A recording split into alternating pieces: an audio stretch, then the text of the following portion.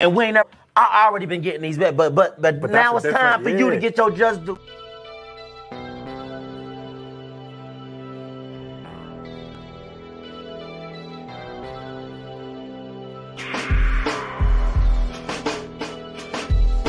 Safe to say I don't know you, but now I'ma never know you. Fuck your hope, it's just another obstacle I'm stepping over. Every time I turn around, it's something I ain't never sober. Ain't no coming back, you take it there, once you're dead it's over. You don't got me in your best interest, of screaming out your eyes. Princess cut deuces leaning out the ride. Look at your soundtrack, whole material I supplied. Jeopardize my kids' meal, send them all on a doctor ride. We represent the minority, let's monopolize more than 1 million tears drop. Dealt with too many chopper rides. Everybody for self, nobody chopping pies. Conniving niggas lay down in the box of lies. Ignorant and fucked up, why would you want the old banks? That nigga there's a closed case. 20 years of my cold tapes, bubbly chairs and gold plates. Brought the ugly stairs and nose breaks. Room full of snakes, finally no space. Fake nigga with a fake page, I'm on a ghost chase. God bless the child that hold his own to keep his folks straight. Grimy in the cold state, that's how it gotta be. Dominating finally, I'ma make you proud of me. Yeah, safe to say I don't know you, but now I'ma never know you. Fuck your hope, it's just another obstacle I'm stepping over. Every time I turn around, it's something I ain't never sober.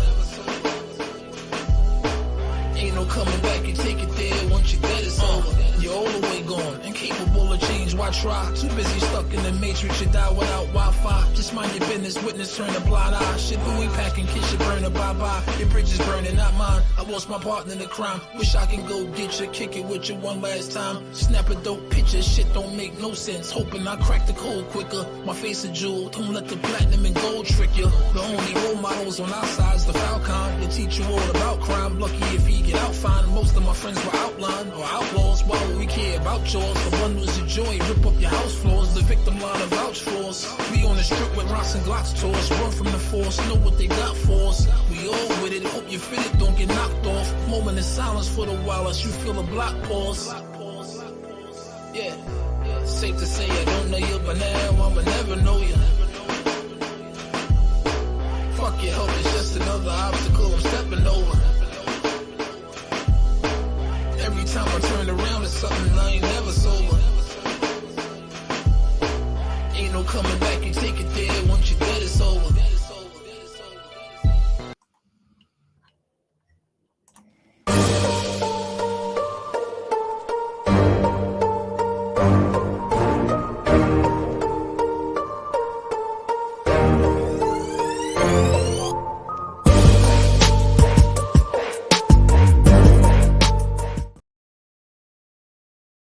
What's good? Salute to the family. We back again on this good Monday to get boxing is just due. Y'all already know if you happen to catch this on the playback, man, do your boy a solid. Come join the family, sub to the channel, turn your notifications on, smash that like button, and come be a part of the conversation. What's good with the fam, man? We back again with another good week of boxing talk. Y'all know how we do over here. We shoot down false narratives. We don't care what fighter is, who they putting the false narratives on. We gonna shoot them down. Always, man. We always got to bring the facts, man. You got to bring the facts. What's good with the family? Say what's up to everybody in the building. Miss Just Do, my baby girl. Salute to the baby girls in the building. Hey to my queen, king, you better make me proud and cook like you always do. Peace and love to the chat. Hit that like button, sub to the channel, and become a member. And salute to all the channel members too. I appreciate y'all joining the fam 2 times over. IB, what it do, homie? How you feeling, bro? Mike, what's good with it, Mike? Mike Kirkland, what it do, my bro? How you feeling? Ashley's Corner Cuzzo is in the building. Cash, what it do, homie? What's good with it? Sleepless, what it do? He said free Tank. And man, yeah, man, that's that situation with Tank is an ugly situation. Sparky Pete, what it do, homie? How you feeling? Elie is in the building. What's good with it, bro? Salute to my guy, Sleepless. Skills, Mr. New Orleans in the flesh is in the building. What's good with it, bro? Joe, what's good with it? He said your boy didn't have to respond. He didn't even say his name, so I know it's true. I don't know exactly what you're talking about, but we gonna get to it, though. Jonathan was good with it, bro. Salute to the brothers, the Jackson brothers, and salute to the queen, Miss Joelle. Did I miss you, Miss Joelle? Peace and blessings to the queen, Miss Joelle. How you feeling, queen? Good to see you in the building as always. One of my channel members as well. Salute to all the channel members in the building. Jonathan, what it do, homie? Yeah, I don't know exactly what situation you're talking about, but we gonna address the rumors and stuff like that. We're gonna address the rumors. We're gonna talk about the Tank Davis tweet a little bit that got everybody kind of, I don't know, panicking or jumping to conclusions and things like that. But we gonna talk about it because we got to, man. We got to bring the real. You know, we got Regis talking his talk, man. You got a lot. We got a lot going on in boxing right now, man. You got Bill pressing Elie, calling him a culture vulture, man. It's a lot happening, man. He pressing Elie setback, man. He calling for Elie to be banned. And just Regis keep mentioning Dev size. Doesn't even worried about it. I think what he's doing, Jonathan, I think Regis is just acknowledging the obvious, right? That he clearly looks bigger, you know what I mean? Obviously, and the fact that he, Dev himself alluded to the fact that he picked up more weight a lot faster than he thought, things like that. So I think, he's just acknowledging the obvious, the size, the length, things like that. I don't think he's worried, but it's definitely a concern. Like it's something to pay attention to. You can't ignore it, man. The dude, he got some size, but size don't win fights, obviously. But he's acknowledging it for the people that are pointing it out as if it's the end all be all because he looks bigger, right? So I think that's what Regis is doing. And he typically, it's not that big of a guy either, Regis is. You get what I'm saying? So I think he's used to it. But he's gonna have to deal with that length and the height and reach of Devin. Height don't fight, but reach could teach. I think that's gonna be a concern for him in the fight. Robert pump faking. Not trying to send Raymond in there yet. Yeah, Sleepless. I don't know, man. I don't know. He calling for that smoke, though. He called Haney out again for the second fight in a row. Al Booger, my guy. Salute to Al Booger, also a channel member. Much love and appreciation. Freestyle Media Sports. Great work, bro. Salute to you. How you feeling? Joshua is in the building. What's good, man? He said that was sparring Al Cabron a few weeks ago. Back for Regis, yeah. Was he? Salute to Joshua. Good to see you in the building. I like Cabrera. He got heart, man. He got heart, and he come to fight. Dante, all boxing talk. What's good with it, fam? I've been hearing all this Raymond dude talk before y'all compare him to Keyshawn. Tell him to fight somebody not flat-footed. I feel you, Dante Hall. You see it already. I hear the comparisons. People saying he'd knock Keyshawn out and he'd do this and do that. It's crazy how they're just different fighters. I get it, man. Raymond Muratalla can fight, man. He can fight. He can box. He got good power. He set his shots up well. He got a good rhythm, good bounce to his game. You know what I'm saying? I get it. Yeah, I like it, but keep in mind, man, I'm going to say it for him. What is Keyshawn? 9 fights in. Raymond got about, 17, 18 fights, something like that. So, man, look, let Keyshawn keep winning as I expect him to do. And let's see, man. I'd love to see that fight. I'd love to see Muratalla fight anybody that's of quality because I believe he's a damn good fighter. Seen that video of Devin sparring partner. Did you? Raymond need to fight Keyshawn. Feel like he's slow. It'll be a good fight, but I don't think they're gonna mix those guys up. I think they had 2 different points right now in their careers, but I'm not against no good fights being made. But Thomas Hill, my guys in the building, what's good with it, bro? How you feeling? Y'all punch out the like button one time, like it's your worst enemy. Sock it out one time for you, bro. You been pumped for this fight, yeah. So look, man, I see this rumor floating and swirling around. And I want to just be clear, like, these fighters don't need nobody to protect them, especially when they really can fight. He got a left hand, got a right hand. He can handle his business on his own. But I just don't like false narratives. I hate bad information. I hate stories that people take and run with and turn it into stuff that it's not. And, I'm here to shoot it down, because that's what I got to do, man. When you see a real fighter in the sport of boxing, you hate to see either a jacket be put on them, or just false information be put out there. And it's not really that big a deal because a lot of stuff happened in sparring, right? I think if a lot of these sparring sessions was recorded, a lot of people would see some of their favorite fighters getting hurt, getting dropped, and different things like that. All things, what it do, homie? How you feeling, bro? So it's nothing wrong. That's just a part of boxing. That's life, right? That's just a part of the sport. You're going to get hurt, different things like that, and it's okay. But when that's not, in fact, the case, and you just out there, putting out false narratives and spreading false BS, I just can't rock with it. It's never nothing personal with me. I always go do my own homework, get my own information, got my own sources, got my own eyes out there, so to speak. So, I see this rumor swirling around saying Shakur Stevenson was hurt in sparring or hurt bad, got noodle legs, all this stuff, got dropped, stopped, whatever you want to call it, all this weird stuff by Liam Parrow. Liam Parrow is the 140-pounder that Regis was supposed to fight, right? And I think he had some visa issues or something like that. So that fight never came to fruition. Big Dog Willie in the building, putting the color in the chat, man. Always supporting the grind. Much love and appreciation, bro. Salute to Big Dog Willie. Said Bill, Captain America, Haney, capology expert. Salute to my guy, Big Dog Willie in the building, man. Salute to you, bro.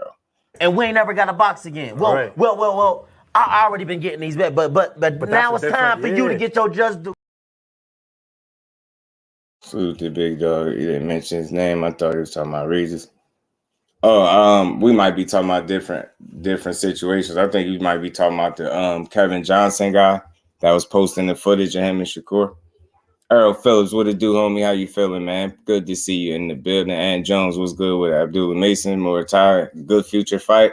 Absolutely. Ricky Williams, my bro, is in the building. He said, yeah, everyone been hurt in sparring. It's part of the game. Yeah, and I don't mind it. Except that in this particular case, Rick, the reason why I hate it is not just because it's Shakur. It's because they just, they're just running with some lies.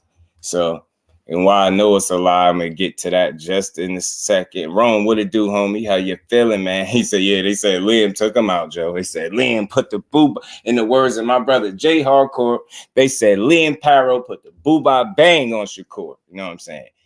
And you got to do all that to say, well, we'll be Shakur up, then don't nobody want to hear no more made up stuff. Yeah, man. Best snippet in the YT. I'm telling you, Sleepless, that's the one right there, man. Someone doesn't mention him, you instantly respond, hit dogs holler. Yeah, I get all of that. But in this case, with the Liam Parrow stuff, it's amazing. Like, I love being able to be connected to solid people that got real relationships with people that matter, people of substance, people that's involved with situations directly. So, I happen to be able to be a fly on the wall with a nice phone conversation with, the guy that's in there coaching Shakur right now. And salute to the coach, Ronald Sims. I go check him out on go check him out on Instagram, man. Tag Boxer too. Go check him out. So yeah, man, that rumor right there, Liam Parrow, is in fact a false. Man, I got it straight from the horse's mouth. Not no third-hand information, not no passed down information, not none of that. That stuff is false. The coach can't even understand for what reason would they even make something up like that. He found it to be kind of comical. He thought it was funny that they even ran with that. Liam Parrow got worked just like anybody else typically be getting worked in sparring. Like, I'm not trying to put no extra on it. What he did do was he threw an elbow, though, and he bruised Shakur's cheek or something like that with an elbow. But, sparring continued, and he continued to get worked. And that was that. I just think, I don't know where people got to stop them and hurt them stuff from. I think they really just took that and ran with it. But it's refreshing to hear that from the coach, and not only hear that, but, he shared some information, good information, nothing that he wasn't supposed to share. Like, he shared good information about, other fighters and how guys is doing in camp. And I don't know, man. I think November 16th, we're going to see a sharp focus of Shakur Stevenson, as always, right? But I just wanted to put that out there for the people that really like real information and solid information, not something just made up. I'm just being honest with you. I done heard it directly from the coach. That stuff is false. It ain't even come close to happening. As a matter of fact, he looking razor sharp, as he typically always does, and he looking switched on. So, the coach was trying to explain what he been saying in camp, and he found it hard to find the words to explain how sharp this kid been looking. So it's always good to hear that, man. Real work being put in. I think he focused, and that's all you want to hear. That's what you want to see. So I just can't wait to see the fight, get it over with, see what excuses people come up with next. Salute to my guy, Big Dog Willie, back in the super chat. The diabolical Haney coach is the Bill Haney minions. Hey, be on y'all top. Get him, Big Dog. And we ain't never got a box again. Well. I already been getting these bets, but now it's time for you to get your just due. Man, so salute to the famo. Salute to my guy, Big Dog, man. Yeah, he be going in, don't he? They said Liam had put hands on someone but didn't say who should correspond. Yeah, but we just gonna shoot it down because I don't care how you put it. It's not too many people he could be talking about. Dev did have something a little slick to say. It said something about him struggling with southpaws, which is also more BS. Like, and again, I'm not here to try to change your mind. I'm here to give you direct information from the direct source. Like, you can think that he's just saying it because that's his guy or he's training him, or you could just, take it for what it's worth. For me, it's no surprise there that it was a rumor. Like, that's what people want to do. We get closer to his fight, people just pulling stuff out their ass, and it's nothing new. It happens in boxing, right? It's nothing to take personal. It's just I'm a guy I like to give solid information, and I just happen to be, fortunate enough to be connected to somebody that was able to get his coach on the phone immediately and shoot that weird ass rumor down and laugh at it a little bit, to be honest with you, because it is funny. Lynn Parrow get his ass beat. You get what I'm saying?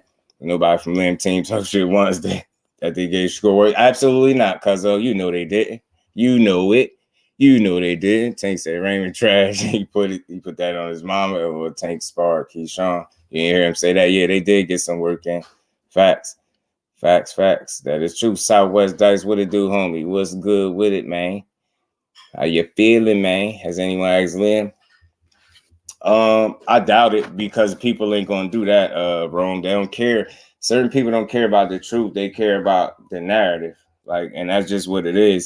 For me, you got somebody, what I'm saying is you got the coach that's right there watching all the sparring and overseeing it. And he's pretty straightforward about it. He ain't tell no unnecessary details and stuff, but he did get a good laugh out of that. And, just got a good laugh out of it and shot it down immediately. It didn't happen. It ain't come close to happening.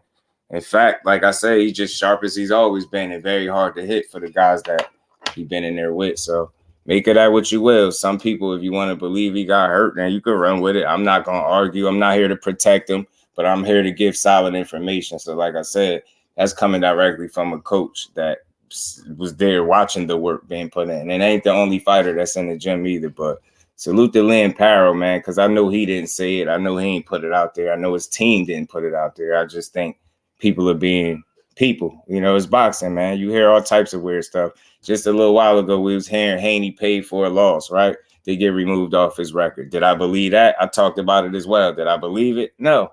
It's because it's just silly stuff. Certain stuff come up. You get what I'm saying, at the time with somebody about to fight. It's just that simple. It's just that simple. I knew he was talking. Yeah, we knew he was talking about Cuzzo. It ain't hard. DK, what it do, homie? Says it possible Haney talking about Regis. And what situation? Which one you talking about with the tweet and stuff? Who was Lim? He a UK fighter? If so, ain't no way. Yeah, he a UK fighter. Believe UK guy. I think he from Australia. I think too. Put a picture of Shakur and Liam after this part of the gym. That's how everyone knows. Yeah, and he had that bruise on his cheek, Cuzzo, and everybody took it and ran with it, but he really got elbowed and continue to get hands put on him. That's all it was. It was simple. It's like, but it's sad that we in a world in boxing where people are love, they just believe a lie and run with it. They believe a lie and run with it. But I just wanted to speak on that for the people that's you know, that was running with the lies, man. The lies got to stop. Like you either gonna be a person that like real information or you gonna like the lies. Sometimes the lies are more exciting for people. You get what I'm saying? But yeah, Lynn Powell, you know, you got business. You got hands put on them just like they typically always do, bro. To be honest with you. Salute to the famo in the building. Y'all make sure y'all punch the like button. We just getting started, man. We gonna cook today. We gonna get a good one in. And yeah, I also see people complaining a bit about the promotion or lack thereof, and they saying promo, and you know they're not seeing them do this, promote the fight that. I think the timing of the Reebok deal is a perfect time for it to add some buzz to the fight, generate some buzz for the fight. I think the fact that he was just on the big screen and what was that, Raiders Stadium, and they gave him his own jersey, I think that's promotion in and of itself. I think, you know, people are looking for promotion in one way or another, and because they're not seeing it the typical way, they think that the fight is not being promoted. I think it is. I think the fact that it's taking place, what is that, was that Formula One or whatever the case it is, and he taking a fight on a Thursday. I think that's dope. We gonna go out there and show the fact that these people really still support you, and I think it's gonna be a good event. I think it's gonna be good for him. I think the promotion is just moving along just fine. It's not like this is no mega fight or, you know, he fighting. You get what I'm saying? One of those ones, but he is fighting a solid guy, a credible opponent. You get what I'm saying? Somebody you can't sleep on. You gotta come out there and be on top of your game, but. I think this fight is going just fine. It's weird to talk about a fight not selling that's on free TV. Like I've never heard. I don't even understand why that's a concern or a talking point. You know what I mean? The man did pretty good in terms of putting asses in seats and selling his tickets. So I think it'll be no difference coming the 16th. I just want to see a good fight and see what he been working on in camp. Tay, the real queen of MMA. How you feeling, queen? Peace and blessings to the queen, Tay. Great work, by the way. Great work. So yeah, man, you know, I was privy to a good conversation with the coach, and he that's right there watching the entire sparring. He been there the entire time.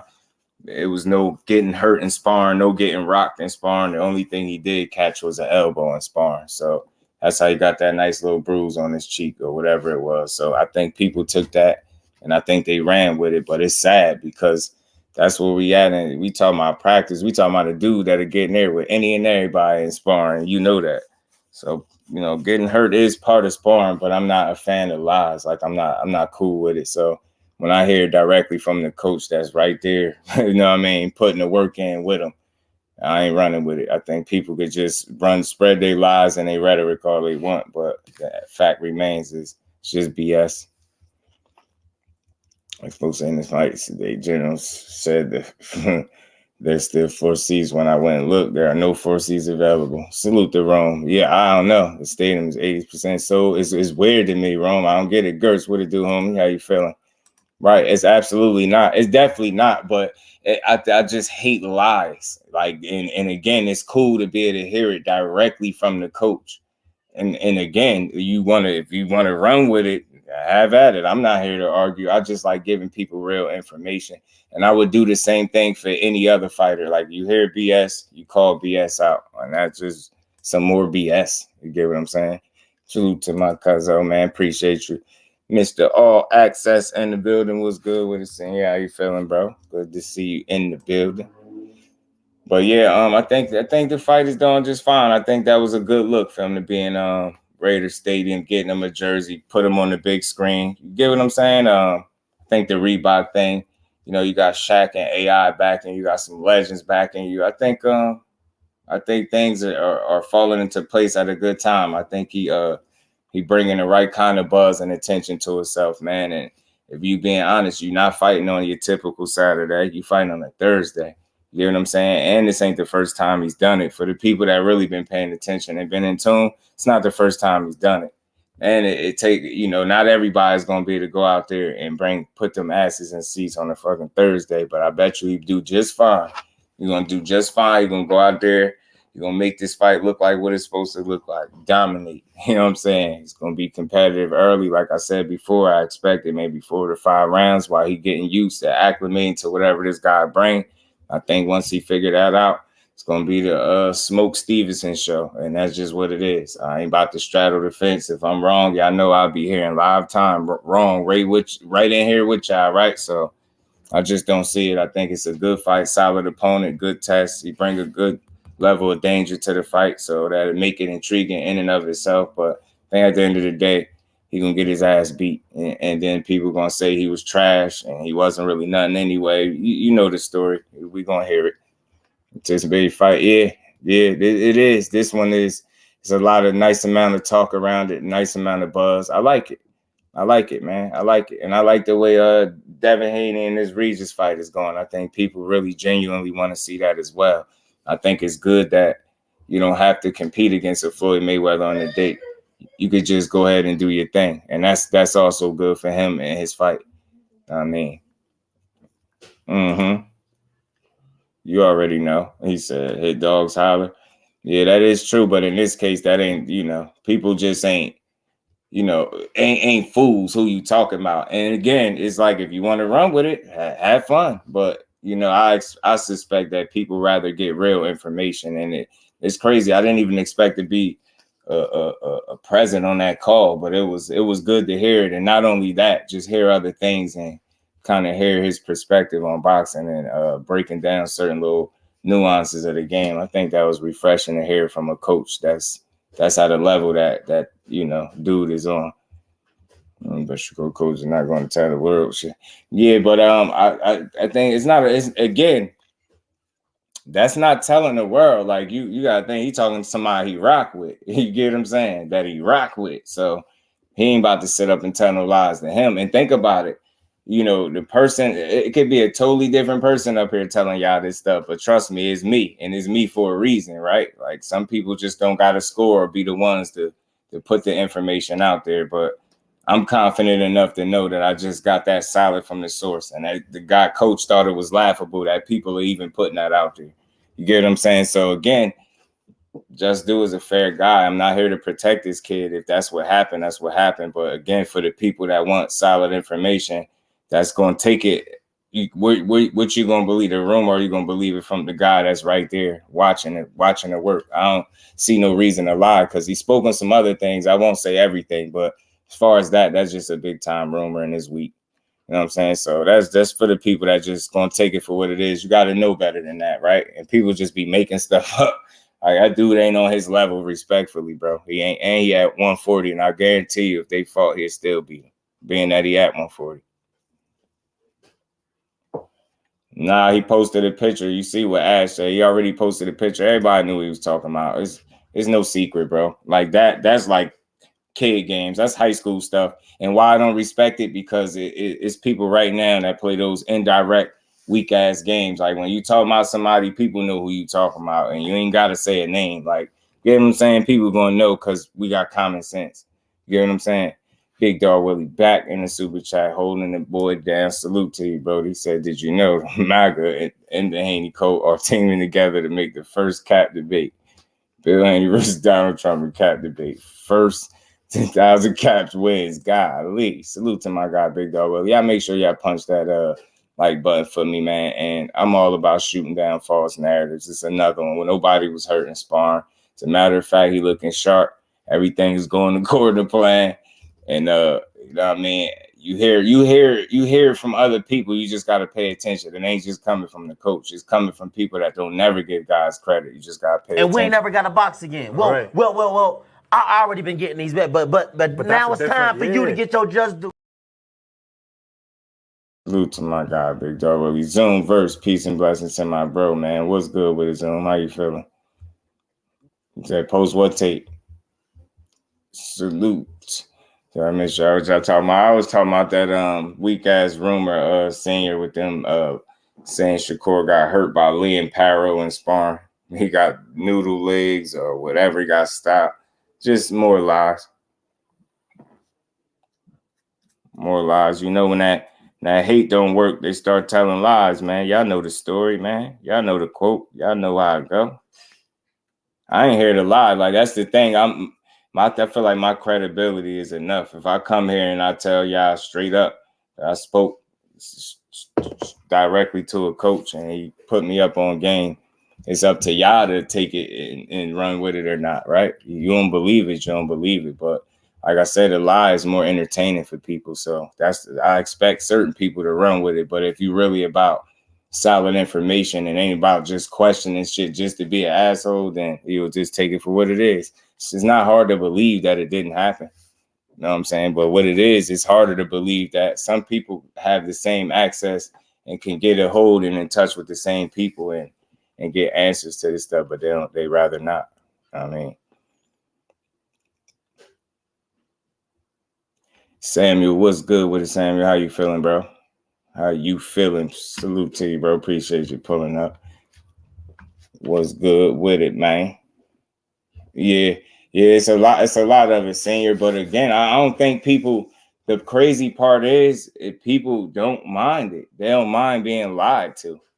Like they're cool with it, especially if it's in favor or it's like something, a fighter that they don't really rock with. Oh man, they take it and run with it. And I'm just, like I said, it's dope that that wasn't even a planned situation, a conversation, but it was dope to be able to have it, right?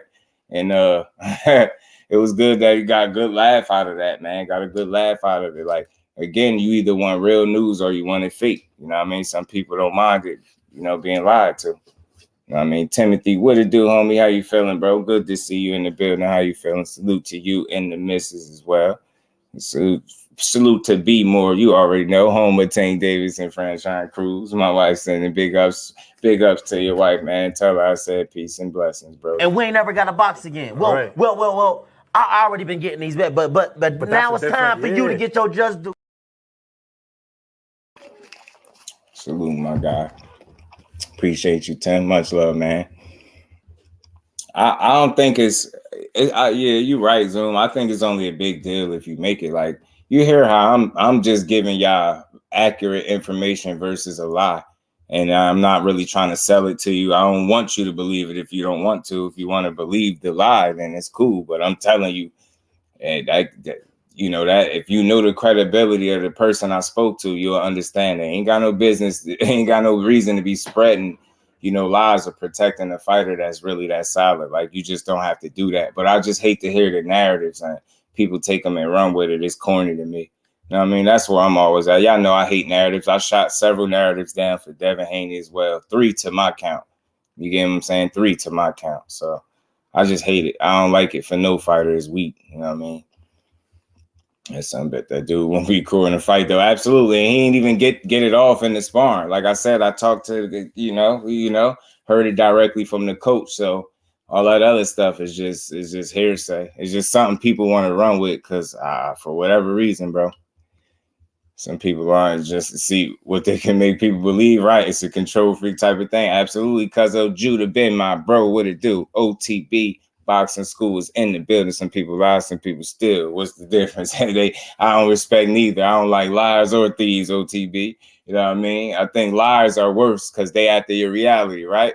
Ain't that what 50 said? You know what I mean? Hate a liar worse than you hate a thief.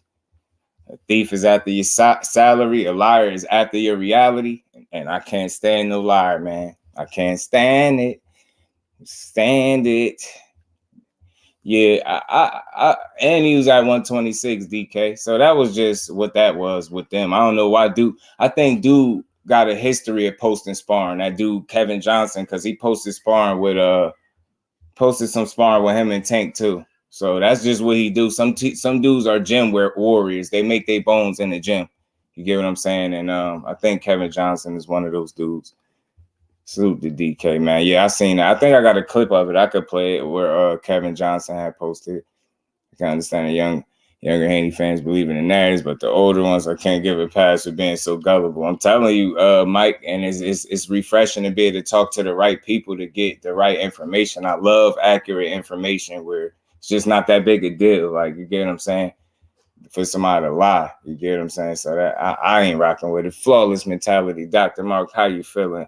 OG, salute to my brother. Buckle up, boxing talk is in the building. What's good, bro? What's good with it? Response is out of hand anyway. Yeah, it is. It is. I think it's been a lot of extra leaking and stuff, but I think people are just trying to get their clout, especially if they think you're a good fighter. Because, again, the dude, Kevin Johnson, did the same thing with Tank. He has some sparring footage that he released with Tank. And I'm not impressed by none of that because it's practice at the end of the day. Like, you just seen Shakur and Richardson Hitchens doing some sparring. But if you smart, you will know they're clearly working on stuff. If you simple-minded or gullible, you'll believe that one guy was getting the better of the work. Like, you just got to know what you're watching when you're watching it, right? And some of these dudes just got intent. They just they build their names off these gym wars, but when it's time to do it under the lights, they don't do it. The same guy that's putting out the sparring footage now, Richardson Hitchens, already beat him. You know what I'm saying? Dude is a solid fighter, okay fighter, but he ain't on none of those dudes' levels. And if he fought any of them under the lights, he'd get chipped. I mean, like Brian Owen Jr. sparring, right? Right, because the sparring, again, I just want to be very clear with everybody that's in here. Y'all make sure y'all punch the like button. I'm just here to give the accurate information. I hear directly from the horse's mouth, the guy that's in camp training. None of that stuff happened. And at the same token, it ain't like Liam Parrow got hurt either, y'all. So it ain't like I'm sitting here telling y'all that. I'm just telling y'all some made up story. So if you choose to believe like hearsay, then go with it. But I'm glad I was privy to the conversation. I was able to hear that stuff and hear some other positive things about some fighters that we rock with. You know what I'm saying? Salute to my guy, Mike Kirkland, always supporting the grind for being a solid content creator. You know it, Mike. I can't be nothing else. I ain't switching up. And we ain't never got a box again. Well, right. well. I already been getting these bet, but now it's time for you to get your just due.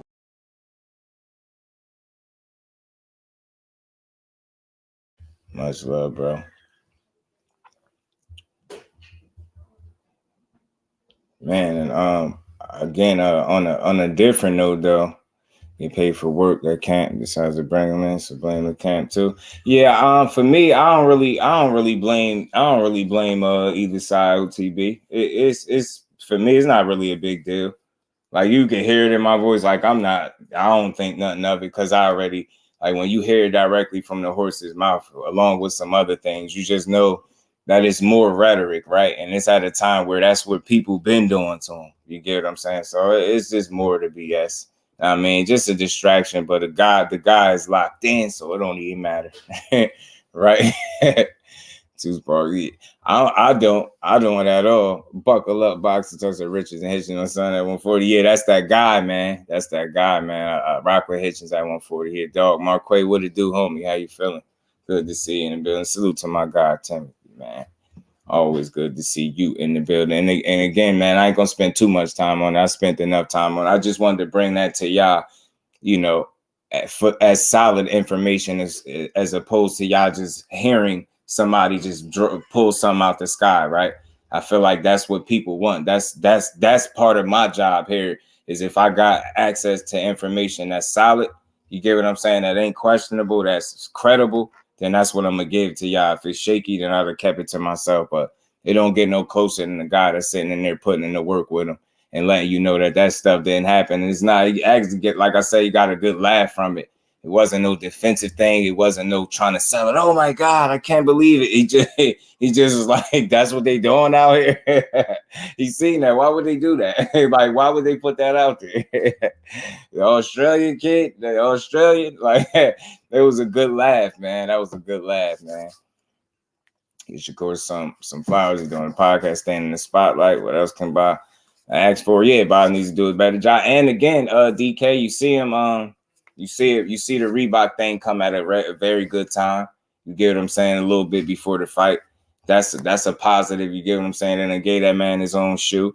On top of that, he out there getting the jersey out there in Raiders Stadium, getting on the big jumbotron. You know what I mean? Getting cheered on. I think it's working. You just got to let it work. And at the same time, this ain't the biggest fight, but I think it's going to do well. You get what I'm saying? This ain't no mega fight. You get him? This ain't one of the mega fights, but this is a credible, respectable fight, right?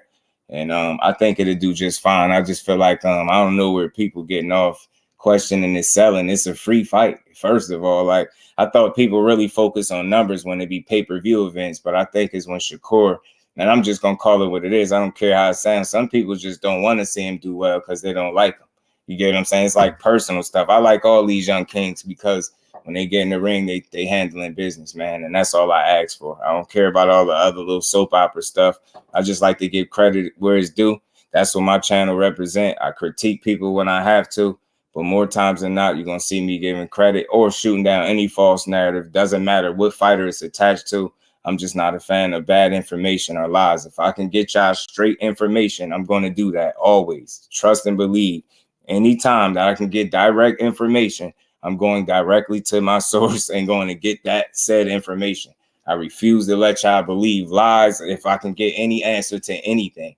You know what I mean? And it's refreshing to be able to reach out to some of these people and have not even sparring conversations. I'm talking about real boxing conversations, like, you know, about things that make fighters better and how some of these dudes really doing and what they need to do to improve. It's a good conversation to listen to. Some of these coaches, man, these trainers, man, they got some real good insight.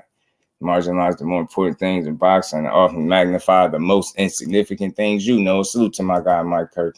Zenith, salute family. Appreciate you sliding through. OTB says your top rank. Putting him on a Thursday was a red flag for me. I get it. I get it. Listen, I always understand where people coming from. For me, I think he's done this maybe once or twice before already. To my count, he's fought on a Thursday before. I think their thought process behind it, like I said, is some NASCAR. What is it? Formula One. If I got my name right, something going on there, and I think they looking to kind of sell it to that crowd as well. That's going to be there for the weekend for that event. So I guess it's like an experiment, right? I'm not mad at it. I just want to see how I do it, and I think it'll be okay because you know, if he does what he typically does, then he usually bring these guys out, right? So it's always refreshing to see that. Like his last few fights, I think they averaged well over 10,000 tickets in the building each of the last 3 times he fought. So I think if he just keeps up with pace what he been doing, he'll be fine, right? I want to see all these dudes do well at the end of the day, but I think it's impressive to take a shot on a Thursday. Not your typical day to go out there and fight, right? But you still can go out there and do it. It's a meaningful fight. You get what I'm saying? Let's see how it turn out. I think he'd be okay, though. I think he'd be okay. And again, the timing of the Reebok situation and there's just being seen in the stadium under the lights, you know what I'm saying? Bring a little more interest to the fight. You know what I'm saying? I ain't no damn, numbers guy, but I think he'll be all right. Salute to my guy, Ann McQueen. He said, I hope Thirsty Thursday is lit. Thirsty Thursday. Yeah, bro, be all right on Thirsty Thursday. Thirsty Thursday. I got to check the exact time, too, but I got to look at it, see exactly what time. But, yeah. Yeah, Joe, he should be funny. I mean, he should be fine, man. They're trying to bring back the old school style. I think so too, Zenith. And I think being able to have access to boxing on more than just Saturdays, I think is always a plus, right? And look, whoever it got to be to experiment, look, I'll take it because I'm damn sure going to be here calling it. I will be here. What? Then NUA fight on what, a Friday? I was right here. What was it? 2-something in the morning all the way up until like whatever time it was. So I definitely gonna be up for my Jersey native rocking out to this fight, man. Fighting NFL Thursday night game, fighting NBA TNT. I get you. I don't know, but yeah, I get you. But I again, we'll see. It's just something you'll have to see. You have to wait and see, right? I get you though, man. That's why I'm not against how nobody think, right? We all in here just sharing information, bro. So I'm not against that. Like, I don't think nothing you saying is crazy at all. You know what I'm saying? You really, that's at facts. Those are some factors. You know what I mean? Those are factors. People forget Hearn versus Leonard was on a Wednesday. Our big fights is on weekdays. I can't give up every Saturday night for boxing, right? Right. I'm telling you, man, I love my Saturdays, but any day, extra day is a plus for me as a boxing fan. I like to see it. So we'll see, man. We'll see how I look for him, but I think it'll be all right, man. I think they got some real interest in seeing this matchup, and De Los Santos has been fun to watch, entertain him wanting to fight Shakur. So we'll see. DOG215 in the building. What's good with it? Formula One is big. Real fans be there the whole weekend. over 100,000, and I think that's what their guess is, bro. I think they're trying to appeal to that that fan base, and you'll see how it works out because people will be there. And why turn down a damn good fight, right? It'll be a good fight to watch. When you look at it, the tickets, like, it ain't like the tickets gonna break the bank.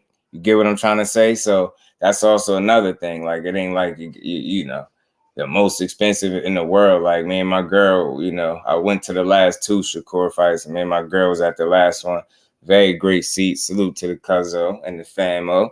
But we had some great seats, and again, he just don't break the bank. So I think they'll be all right, man. It should be fun to watch. And I'm just rooting for boxing to do well, not just him, but the event, period. The fight in and of itself, and any other fight moving forward. Edwin, the question is if Edwin gonna have enough for him, man, because Edwin like to taper down in fights. See, the good thing about under the lights, bro, you've never seen a fight where he's been gassed or even remotely close to looking like he's fatigued where he can't fight, right? Kyle Sports, my bro, what it do, homie? What it do? I've seen Edwin slow down in the back end of a number of fights. I mean, including the one that he lost. That was very close. You know what I'm saying? So we're gonna see, but I don't think a gas. I think that's again, that's like, that got to be a narrative like that somebody would be pushing because you've never seen it in any fight. His gas tank issues, that's like laughable. That's like people grasping at straws at this point. You know what I'm saying? What you see is what you gonna get, man. I think you're gonna get a hell of a performance. Salute to my guy, all things. Jay Grant, what it do? If they don't sell, they will give away comp tickets. And again, a lot of people have been known to do it, but I think in his situation, like I said, man, all you got to do is what he's been doing, right? I don't have no reason to believe that he can't do what he's been doing. And I think that's just fine if people really paying attention. So salute to him, man. I'm more so worried about the action in the ring. I think this is a good fight, man. And this is a more, him cementing his feet at 135. I think it's going to be interesting to see what fight is after this. I don't want to overlook this guy for him, but I'm going to just be real. I expect him to go out here and handle business. And I don't expect it to be overly difficult. I expect him to be tested because Edwin De Los Santos can box. He has skill. He has power in both hands. He will come to fight. I mean, he's not going to lay down. All those things are true. So I think for that reason, he will make this fight interesting in spots. But I think ultimately, he'll be dealing with a guy that's just on another level than him, whether it's 1 level, 2 level, or whatever. I just think Shakur on a different level. I think his IQ will win him over. I think his judge of distance, his range control, different things like that, mixed with the fact that guys are only able to land about 13% on him.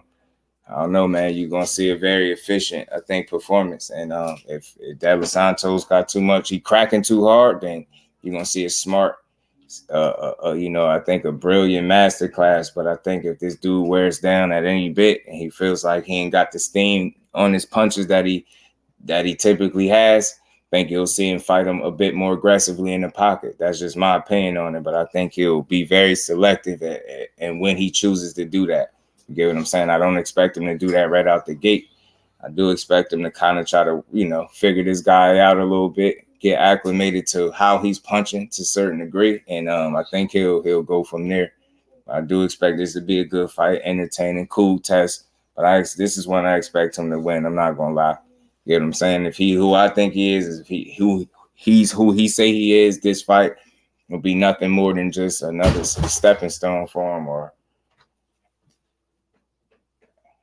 come on, PJ, man. It'll be another stepping stone for him, man. Respect to De Los Santos. I appreciate him. I think he's a credible, solid opponent. I'm glad he said yes. He wasn't a diva about it. He's willing to get in there and fight. And that's what I respect. He asked for it. He went to Newark looking for it. He got it, and he didn't make it difficult. You know what I'm saying? So let's see how much of an issue he's able to present to Shakur. You know what I'm saying? He is more than power, like I said. So I expect him to be able to present some level of a test, right? I don't think it's just going to be walked through, right? But I see it being competitive for the first quarter or so. And then from there, I think I see it being a Shakur Stevenson show. That's what I see. And maybe he'll have some moments somewhere down the stretch, possibly. But again, I don't think there'll be enough moments for De Los Santos. I think ultimately he'll find himself just getting outclassed. You know what I'm saying? Whether or not his coach also did respond to people saying that De Los Santos going to stop him. And he said, well, we're going to see. And he also said, well, don't be surprised if Shakur end up with a stoppage. He did say that as well. So, of course, he got high praise for his guy, but I don't think that's just praise. I think he really being honest, and I think it's cool. It's good to hear, you know what I'm saying? Putting some money on Santos. Salute to Jay Grant. I feel you. Jay, what it do, homie? How you feeling? What's Shakur using to get ready for Santos? That I didn't ask specifics on sparring partners, but what I do know is the work that he getting is, from what I understand, is top notch. So I don't think he gonna fall short in that. Anderson, who Roger was good with it. Jared Anderson. And smash that like button for you, bro. Zim said, I think he's gonna have some trouble. I think people aren't watching Santos' development. He's been watching the court for a while. Yeah, I get you. It's not out the realm of possibility. Man, got arrested. Damn, did he? Damn. And again, I'm trying to acknowledge, this guy's skill set and what he brings to the table. Like I said, I expect the closest rounds to be 1 through 5 at best, right? For me, even maybe 1 to 6. But I think once he acclimates for real to what De Los Santos does and picks up on the tendencies and things like that, I think he'll really take control of the fight is what I believe. But like I said, I'm trying to acknowledge that it won't come without a test, right? But I think it'll be one that he's going to pass convincingly. I think when people look back, he probably has some people might be surprised at how he beat him. Maybe. You know what I mean? I wouldn't be. Kirk Douglas, what it do, homie? How you feeling? Black belt, what's good with it? Yeah, he from New Jersey. You already know. We're getting his sparring. They putting his lights out. Mike Biggs boxing, my bro. What's good with it, family? How you feeling, Brody? Anderson going to be who people want him to be. Want him to. He has the talent, but 1 foot is already out the door. Yeah, it's going to be. It's hard when it's like that, Roger, because you kind of accelerate your clock, so to speak, in boxing when you you got to make that decision. You got to make that rather early, especially if you plan on getting out early. You know what I'm saying? You don't want to have 1 foot in, 1 foot out. I didn't hear what happened, so I'm unaware, but that's unfortunate. Hopefully it's nothing major and you're able to just deal with it, get through the situation. Santos has more than power, but Santos mentally thinking about his power, so he's already lost because he's not planning on anything but power. That won't work on Shakur. That's why I feel like,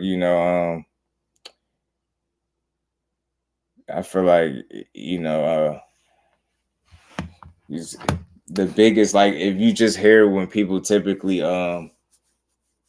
assess De Los Santos and what he bring, more times than not, they start bringing up his power.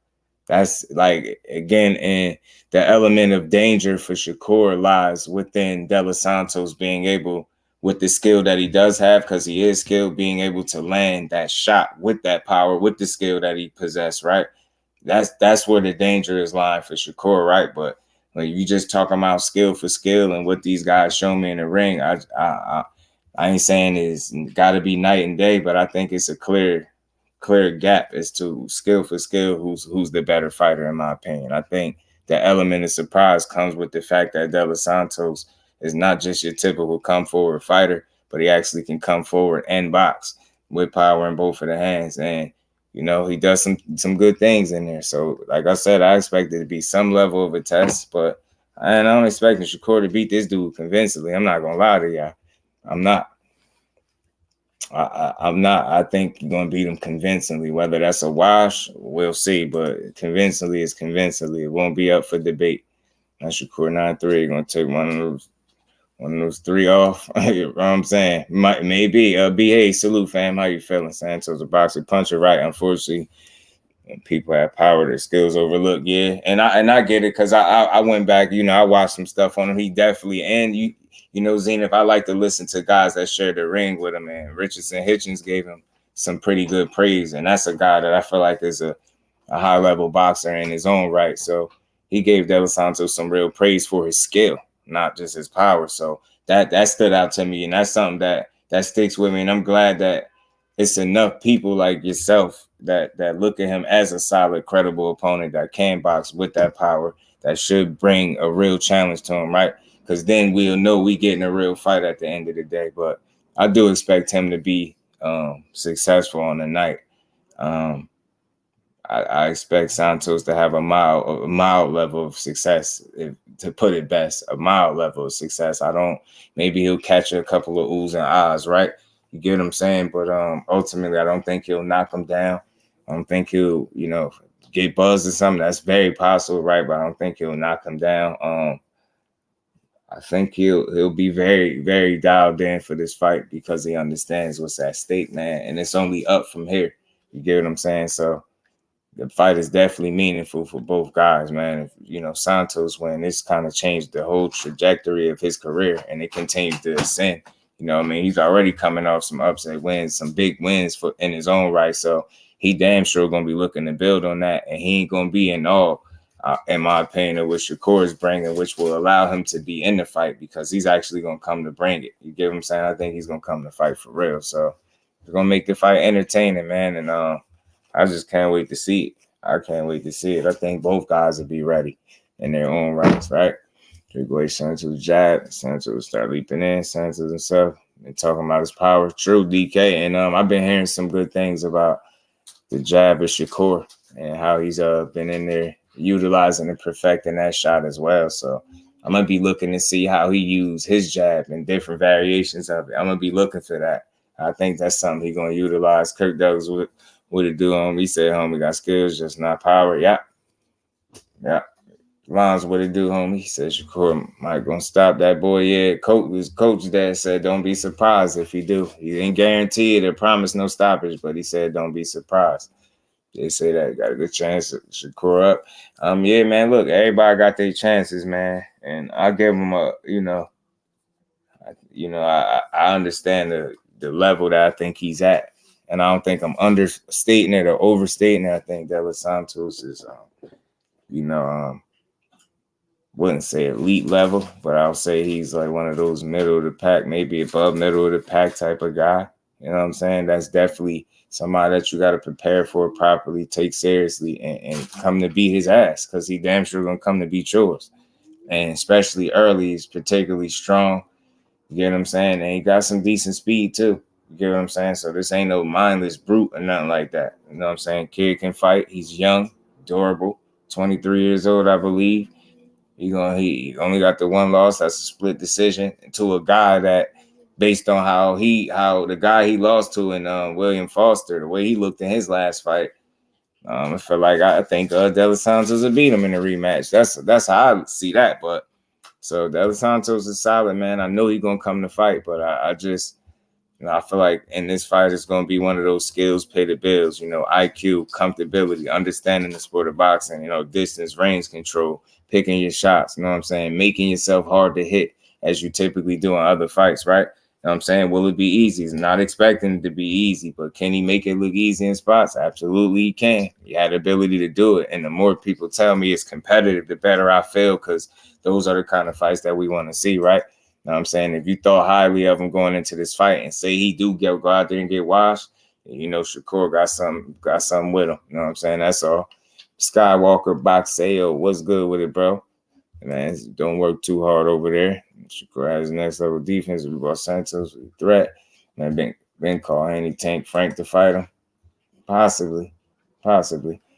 Shakur out and sparring. Nah, I think people just Jonathan, they just took that and ran with it, said he hurt him in sparring. You get what I'm saying? Like I said, being able to hear it directly from the horse's mouth and him being able to shoot that down, it was refreshing. You get what I'm saying? It was good to hear. And it's like people find that stuff to kind of be crazy but laughable at the same time, how people will peddle a whole lie without no information, just all is there. And again, when you can tell if people don't like a guy because they'll run with anything, they'll just push it.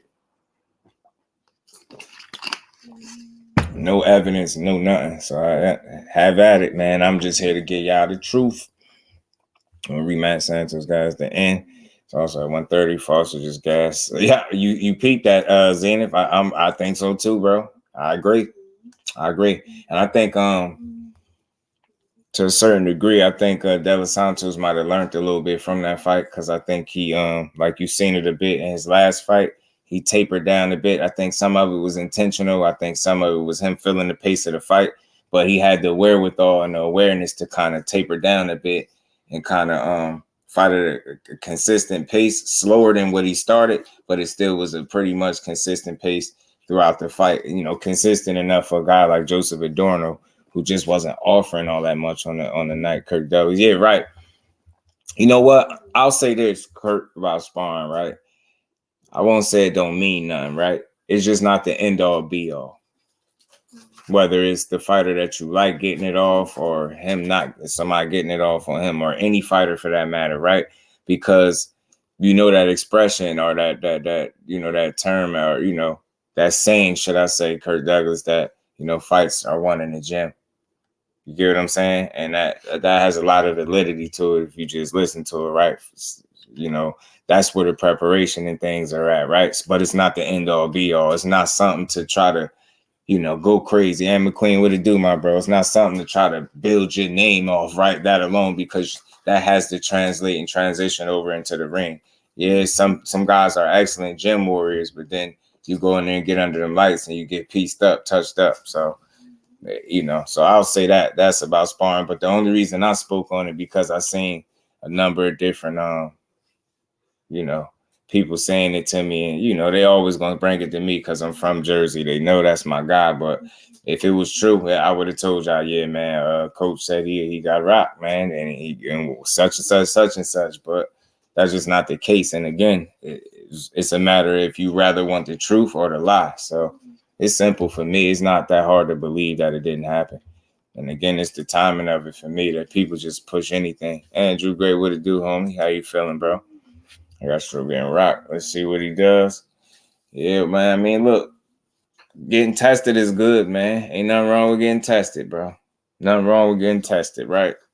Everybody got to go through it. Everybody gets hit. Everybody gets hurt, right?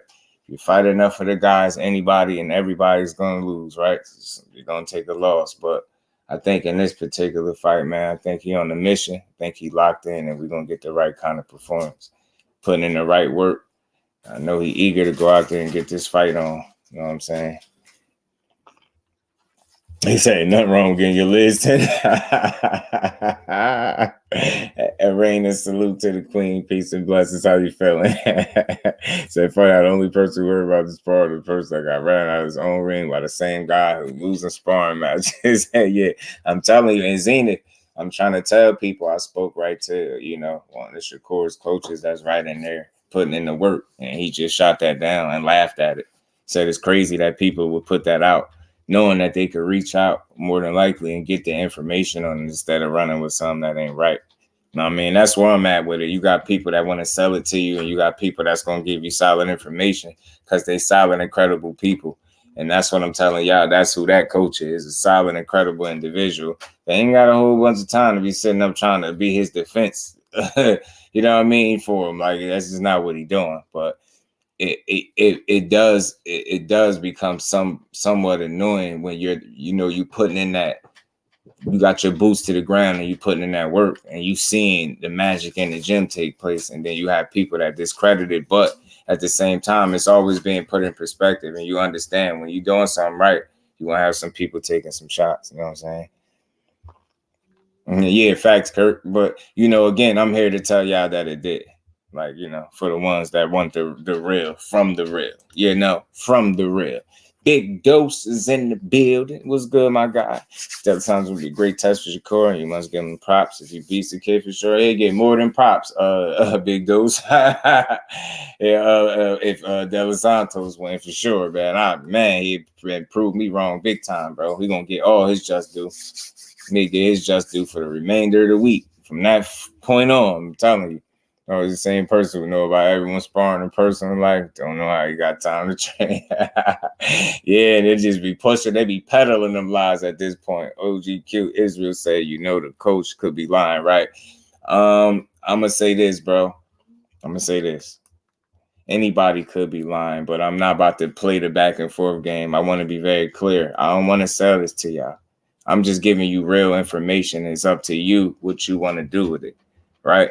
So you got a choice. You can either believe somebody that just wants to push rhetoric or put out false narratives, or you could believe somebody that's just gonna be 100 because he ain't got no reason to be sitting up lying about a situation like that, right? It's just nothing to run with. Like, some people are not afraid to tell the truth, is what I'm saying. You get what I'm saying? That's just that simple. And it's sad because a person, like I said, you don't get no closer than what I'm telling you. The only person closer that can actually tell me something different will actually be the fighter himself, right? You got somebody that's sitting in there putting in the work. And on either side, he telling you it ain't nothing like that happening. People just pushing rumors, but they'll still question that for no reason at all. You just, like, again, when you credible, when you solid, you are who you are. And again, people are free to believe what you want. My job for y'all, for me is for me to go get information that is real and not something that's made up, right? So still, if somebody want to question a coach, then that's fine with me. I have no argument there, but I'm just here to put out real information. And I'm telling you, he said it, I'm gonna believe him because he's credible. Keyword credible, not just some source where somebody is trying to make up a story for him. He just found it to telling you, got a good laugh out of this shit, yo. And the Australian kid, I still remember how he was saying it. The Australian kid. Oh yeah, facts, big dose. You got to give him his credit. Zach B, what it do, homie? How you feeling? He touched him spot so well. He claims he touched up Tank, but he's scared to death for fighting Tank. I smell. Gee, Zach B, salute to Zach B. Shakur side stay cap. I don't know. I mean, look, I don't know. I just don't. I'm not a fool, man. Like, you get what I'm saying? Like, just not a fool. Like, you can't tell me anything. Like, you get what I'm saying? Like, you either, again, you want the story because it's something to run with, or you want truth. The truth is kind of boring sometimes. Like, it's just another made up story. The kid caught an elbow and people made it as if he got hurt in sparring. It's wild to me. And I'm just saying, like, as a grown man and a supporter of the sport, that's weird energy. You should never want to push rhetoric and false information anywhere. So again, if I can't go straight to the source and the source got to be lying, then what you think the person is that's putting out the bull?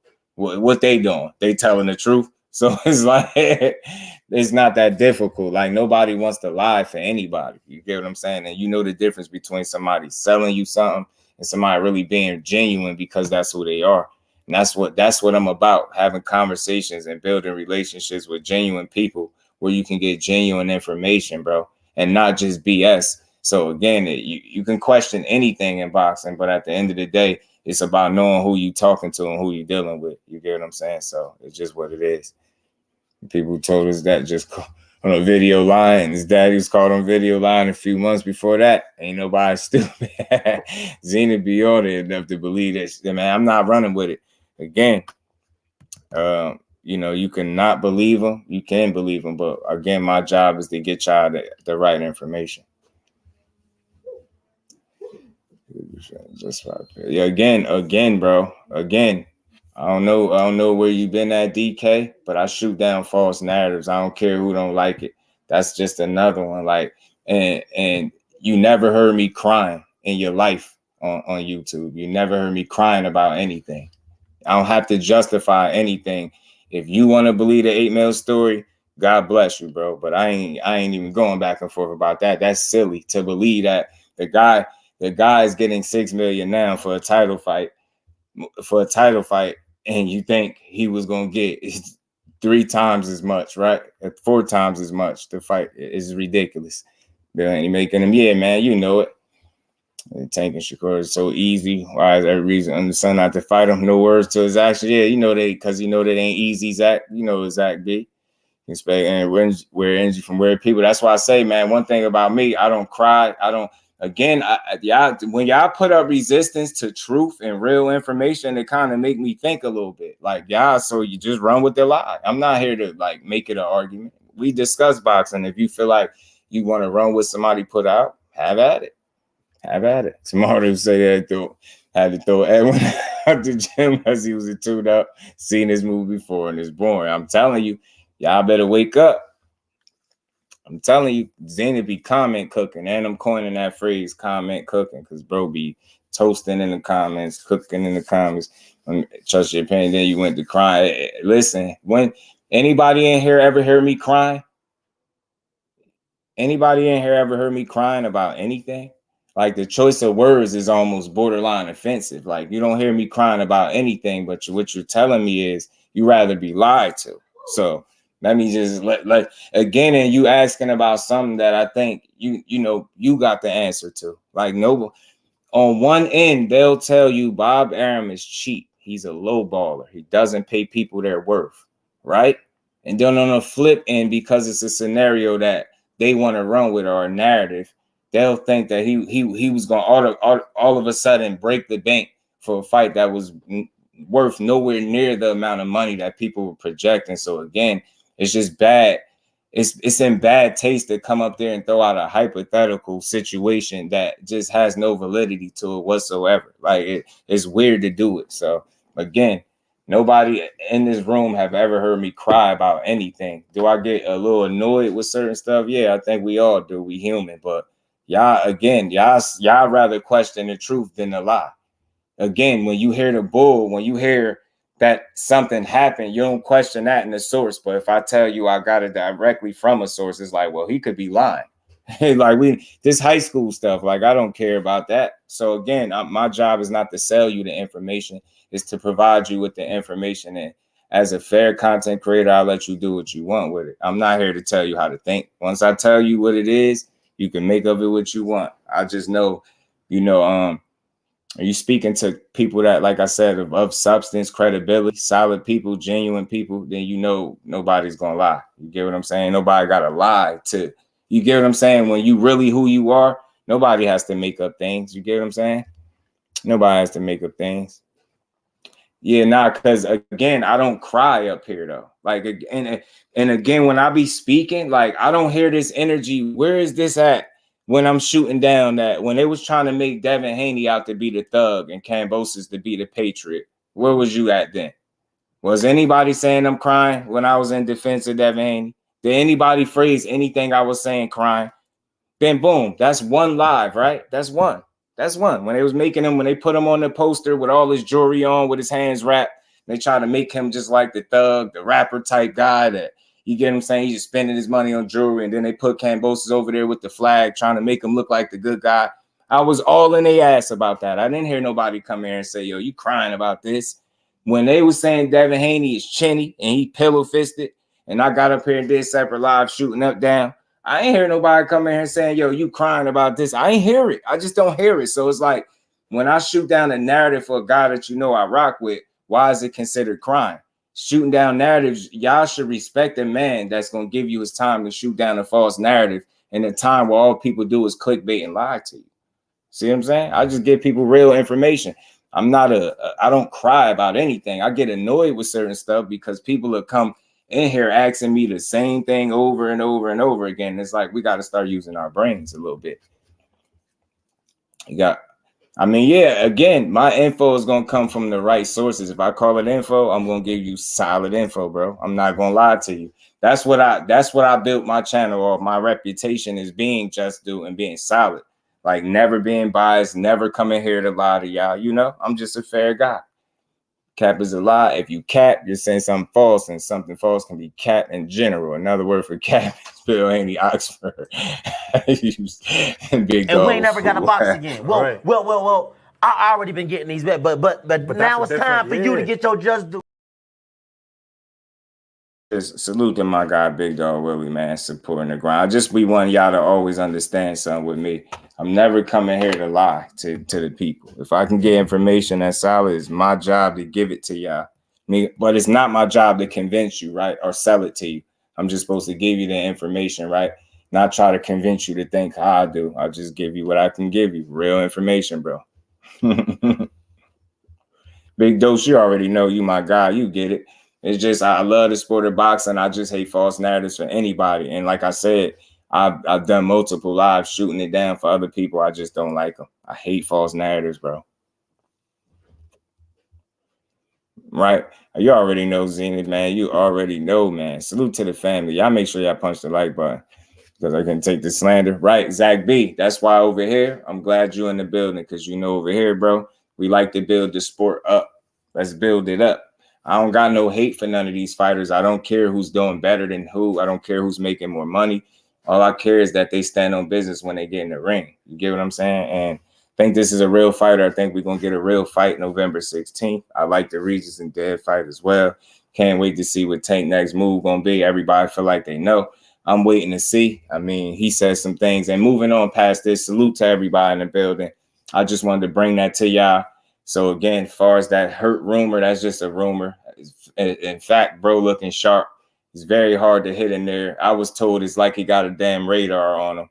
And he been he been doing his thing. So I think it's all going to show November 16th, right? So moving past that, but right, I'm telling you, Zenith, you already know. You already know, bro. Someone pushing. I was like, wait, I'm telling you, Bole, what's good with it, Brody? How you feeling? I just try to bring the right information to y'all. Salute to my baby girl, my god time. Yeah, man, they be pushing. They say, "Good, ain't he cool?" Man, that's crazy. But yeah, man. So look, this is my conversation. I just want to say this and move past it because I want everybody to hear this and understand it. I'm never coming here. I don't care how much I like a fighter. I am never going to get up here and start lying for him. I don't like no fighter to the point where I will lie for him. That's just where I can't do that. So if I get solid information, that's what I'll give you. If I don't have it, then I can't give it to you, right? But I ain't about to be lying for no fighters. I just want to see all these dudes get in there and do their thing, man. And I focus on reasons to give people they just do. Like, okay, for instance, you say people complaining about the promotion, right? They're not selling the fight. I think the Reebok situation helps with the fight. I think him being seen at Raiders Stadium is a form of promotion. Him being out there before his fight, I think that's a good sign for the fight, right?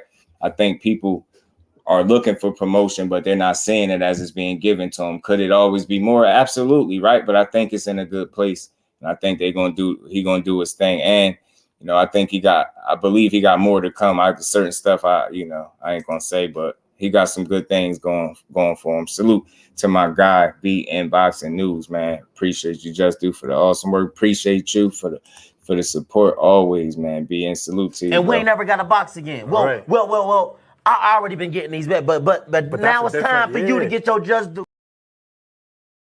Right, salute to you, Brody. Much love, man. He said, "See it flat-footed." I don't know, man. I always thought that was Nah, you DK, you good, bro. We all good in here, bro. You are part of the fam in here. You are part of the fam. I don't see how Haney can put on his pants with all these fake fans. Yo, I'm telling you, man. I say I'm more of a supporter than people will ever give me credit for. I think the people that really listen to the content understand that with me, it's okay. It's okay to have a favorite boxer, favorite fighters, but it's always better to call it down the middle and give people their credit. So that's what I'm gonna be known for. I'm here for my respect, not for narratives and trying to get clicks off narratives, man. I just shoot them down. You know what I mean? The sport deserves better than that, than running with false narratives about fighters that, don't really exist. I ain't with it. But yeah, man, salute to Tank Davis, man. I'm gonna pull this up, man. We gonna move past this. Salute to Shakur, November 16th, man. He will do his thing, I believe, man. But I see this tweet from Tank Davis that got a lot of people buzzing and talking and feeling like, he retiring or something. I've seen a number of different videos and little headlines. And, he tweeted, maybe never, the judge won't like me. Or what he meant to say, let me leave for proper training might be over. And I right here, I don't know if he's saying his career might be over. He could just be saying it's over for the next fight right now because he ain't able to do what he need to do. So I don't think he's retiring. Salute to the Queen Arena, man. Appreciate you as always. Jordan C, what it do, homie? Yeah, facts. And I try to just bring y'all real information. That's all. No matter who I like, is the information I give you is gonna be real.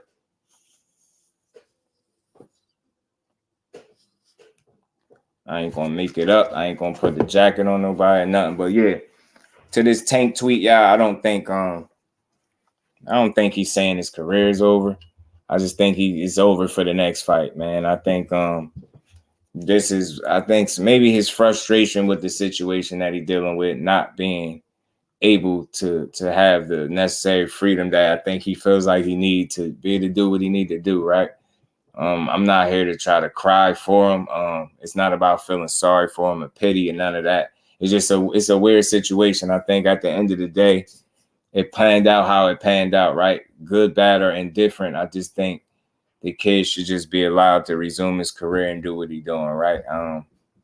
I think since that situation, I think he's done a pretty good job of staying out the way, right? And really having those slip-ups. I mean, we've seen a situation that happened recently with the kid's mother, but we all see how that played out, right? But I think aside from that, I think he's been kind of focused, right? So I just want to see him continue to remain focused and give us the best fights possible, man. It's calm. He do that anytime his court position fair ignore him, right? Yeah, I just think he be reacting and responding. I think he be frustrated, bro. I just threw out that green cashmere on. Salute to Thomas Hill. So I just think he just frustrated with what the situation is. And again, not being able to move the way he typically does so he can train the way he would like to, right? Is he retiring? I seriously doubt that, right? I seriously doubt that, but I think it's definitely what's over. I think is us seeing him at any point again this year, right? I think that the next time we'll see Tank will be next year. So whatever situation is going on, I hope he get it squared away so he could resume training because he's a hell of a talent in the sport. And I believe he got a lot left to get his sport as well. So I just hope he can, get this situation squared away so he could resume his career. That's where I'm at with it. Like, I'm not here to try to say he should be out there hating on him. I don't even want to get into all that. I just understand it's a situation. Maybe it's a reason that the judge is being that way. Seems a bit weird. Seems a bit like almost like personal in a way, like petty. You get what I'm saying? Just let the man, he's out of jail. Like, he was in there, he got out. Like, he should just be allowed to just go train and live his life, right? Unless he's doing something else wrong. So I don't really understand the reasoning for it, but it's weird to me. So we'll see how it pan out, should I say. Just run Chris Colbert out of the gym. You do it take at the same time, put himself in those situations. Yeah. Rob, it's sometimes, big doses like your past come back to, sting you a bit. Aisha, peace and blessings, Queen. How you feeling today? You know what I mean? Right. You just got to stay focused, man. Don't lose sight, man. Don't lose sight. Team fighting January, February, True. Right. Right. That's why I don't think, like Zenith, I don't think he over with. He says he called Jay, said, okay, nah. He's just being Tank, man. He's just being Tank. And I think some people forget that, this is Mr. Post and Delete. And I do think people are human and sometimes they respond to things in that moment. And, I think situations change. But I think this is just Tank being who he is, man. He tweeting something. He obviously don't like the way something is going right. So he voiced his displeasure, I guess, on Twitter, on X with it.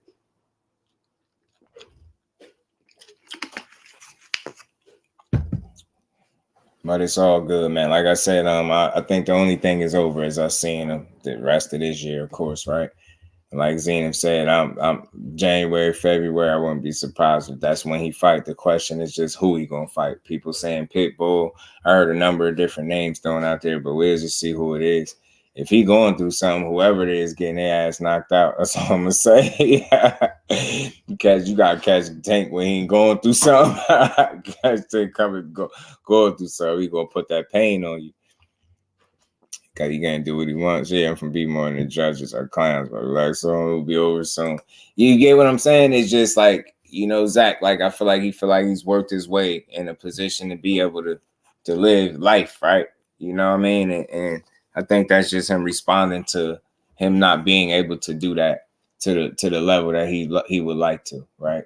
So I would just like to see the situations come to some type of understanding where he can just, like I said, just resume his career and go out there and fight, bro. That's all I want to see. Judge probably still a little upset over calling. Yeah, and I think that's what some of that is that, you know what I mean? I think some of the stuff he said got her feeling you're away, and I get it, but it's like, man. You know what I mean? But yeah, man, I don't think he retiring. I don't think he going nowhere. Again, I bank on seeing him next year at some point in the first quarter next year, hopefully. So salute to Tank Davis, man.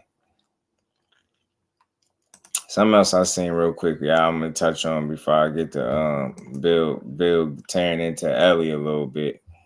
What y'all think about this, man? I seen this, man. Netflix set to broadcast live boxing as a trial. Man. You said Tank hit a brick wall with training. Do you think teach what it do? I don't think so. I don't think he did. I just think he wants that same freedom that he always had. But I see why you would ask that, right? He got 3 years off. So he made his bed, so he landed. Yeah, man, he'd be all right, man. Tank could be all right, I think. He got a good team around him. He got some good people around him. I think he in a very good situation, despite the restrictions, I guess, that he has surrounding him right now. I think he just got to wait it out. You know what I'm saying? I think this is one of them situations where time will kind of fix this situation, right? It's just important for him to stay focused, stay locked in, and don't give up, right? I think that's just what it is. On the streets of Maryland. Nah, absolutely not. Especially with the way people be getting, unalived, should I say, out there left and right. So, I'm seeing boxing on Netflix is one of the easier apps to navigate. It is an easy app to navigate for sure. But that just was something I seen. I just thought it was interesting. I didn't even know what to really make of it. Like Netflix boxing set to broadcast live boxing as a trial. On Netflix, live boxing on Netflix.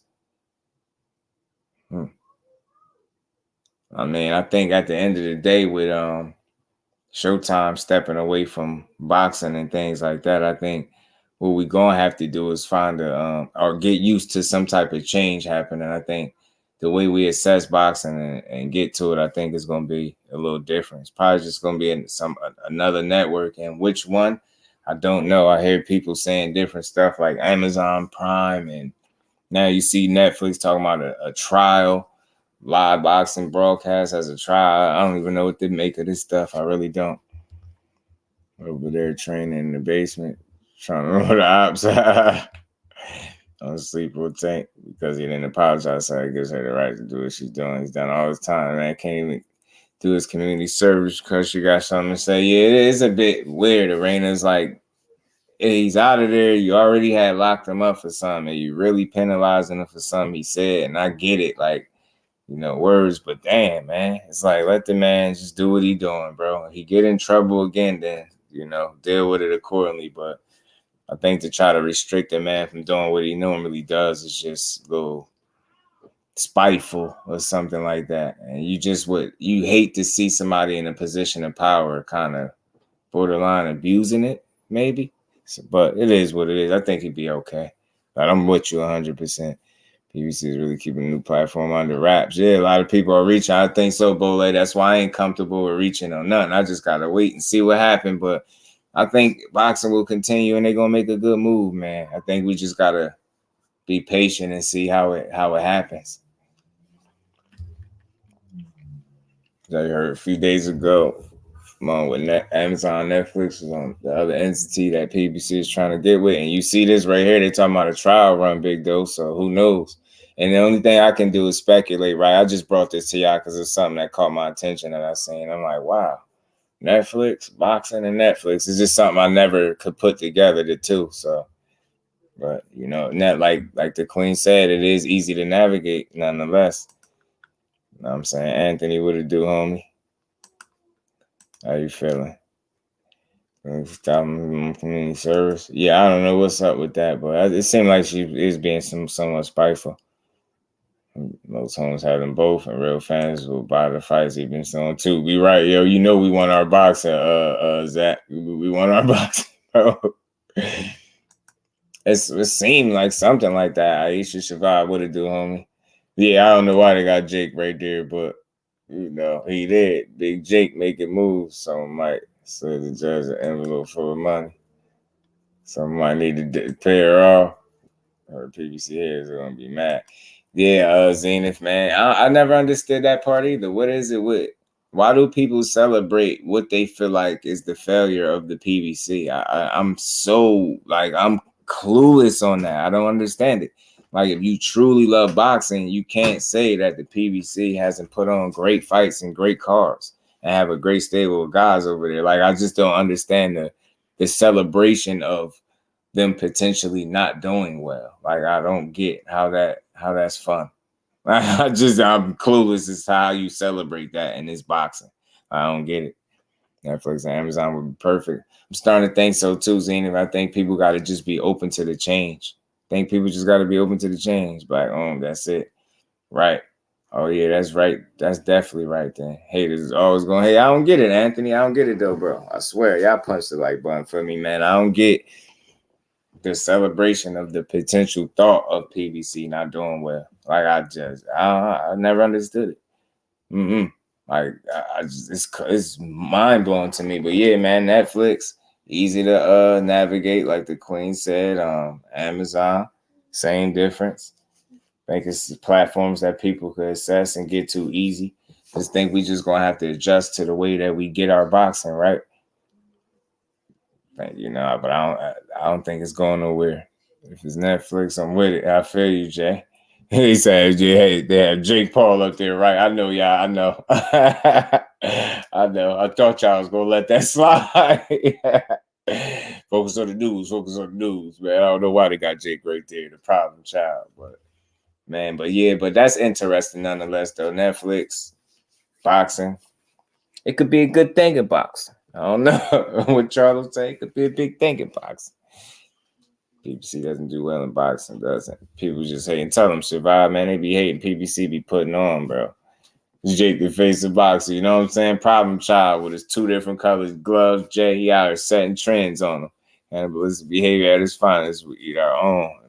Praise the others. And that's what I don't get, Thomas. I mean, I got much love for the fights that the PBC has put on the cards and things like that. Everything ain't gonna be perfect, right?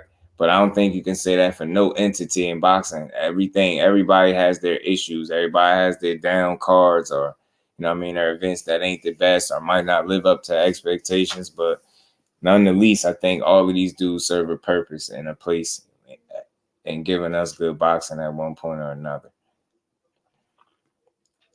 So I just never understood the celebration of the PBC potential failure. It's just weird energy to me. I don't get it at all.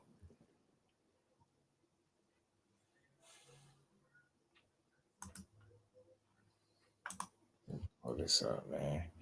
Pull this up. Let me pull this up. But yeah, man. Again, Netflix. Interesting, man. I'm just not against it. I'm not against it, bro. I'm open to the change that I think we about to see in boxing, man. PBC is do a deal. Warrenburg Theaters and IMAX. They need to do something, baby. Let us know something, baby. People prematurely celebrating their demise. I think they're going to be mad when they hear an announcement. That's what I think. Or they're going to try to find a way to, kind of downplay what it is that they got going on. So let's see, y'all. Let's run it up.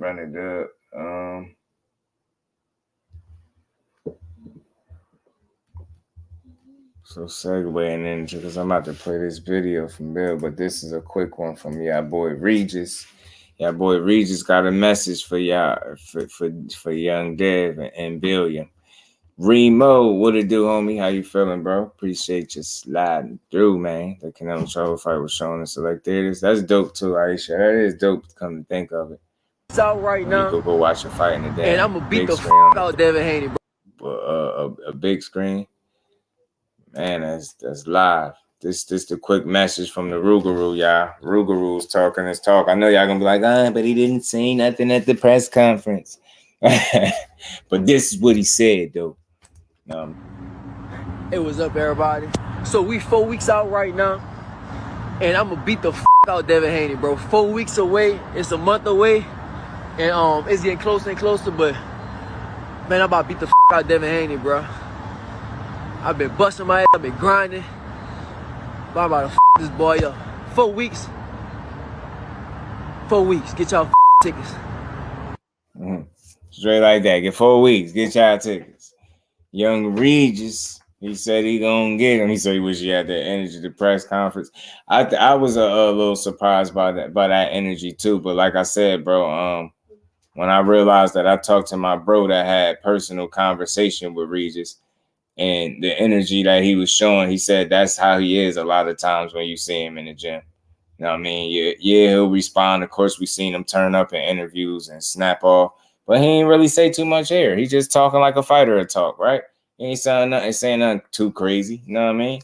He's saying what you expect him to say. You feel like he putting in the work. You feel like he gonna come in here and get that win.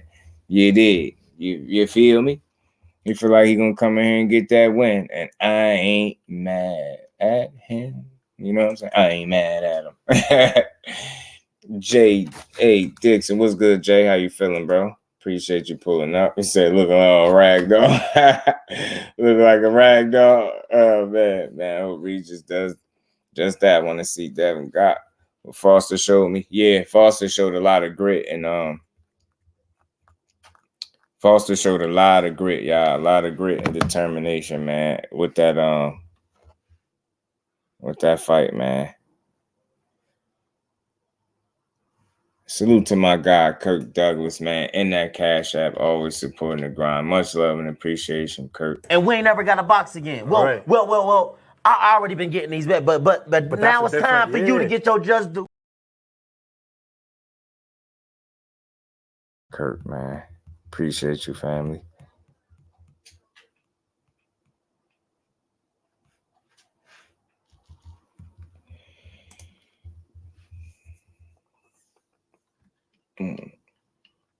Yeah, man, yeah, but good old Regis with safe space. Yeah, man. Yeah, I just think he talking his talk though. You know what I mean? Yeah, I don't think he's saying too much, but yeah, I did expect him to kick up a bit more, man. I did, y'all. I ain't gonna lie to you. Yeah, but I like to talk. I think both guys are just preparing to go out there and be great, man. I think this is going to be a good anticipated fight coming up. Like I said before, I'm glad that they don't have to compete with nobody else for that date. No Floyd Mayweather, nobody. I'm glad that that's not the situation. So they can just go out there and be great and do their thing. And like I said before, you know, people make big deals out of sales. I really don't care for that conversation, but for conversation purposes, I'm a guy that just hopes that they fight do it extremely well. You know what I'm saying? And I just want to see, you know, the best man win. That's what it is, man. Either Regis going to defend that crown and keep his belt, or the young Dev going to find himself being a 2-division champion. You know what I'm saying? With that WBC strap. I mean, have you ever talked boxing with Kurt Anderson? Shavaz, salute, man. Nah, I used to listen to him, though. And it's funny because that's my name as well. Kurt, you know what I mean? I just spell mine with a K. I mean, salute to the historian, man. R.I.P. to him, man. I used to like listening to some of the stuff his breakdowns a lot. Regis last time interview. Appreciate you, man. My bad, because somebody did want me to pull that up. So while we rolling, because we gonna cook, man. I owe y'all a nice cook, so we gonna cook. Salute to my guy Kurt in the Cash App too, man. Yeah, we're gonna play that. We're gonna play the last stand interview from Regis because it's recent, right? So we're gonna get to it, y'all. We're gonna get to it. He's gonna get to it. Don't even worry. Your boy just got you. We're gonna get to it. We're gonna cook today, man. We're gonna rock out, man. I almost forgot. I'm glad you brought that up. Then I got the clip from Bill Haney, and I'm gonna respond to what he had to say, man. I'm not surprised, but he tore in the Elie seg back a little bit, man. But I get it. I get it, Bill. I get it, man. I get it, man. Salute to everybody in the building. Y'all make sure y'all smash that like button, man. We're gonna get to this Regis joint though. And this is Regis on it was his last stand interview with Brian Custer. It's not super long, y'all, so we're going to rock. What's up, bro? All good, baby. Everything all right, good. look. Yeah, man, let's get right to it. December 9th, Devin-Haney, pay-per-view. Yep. It's a big fight. He says he chose you. You tell me why you chose Devin-Haney.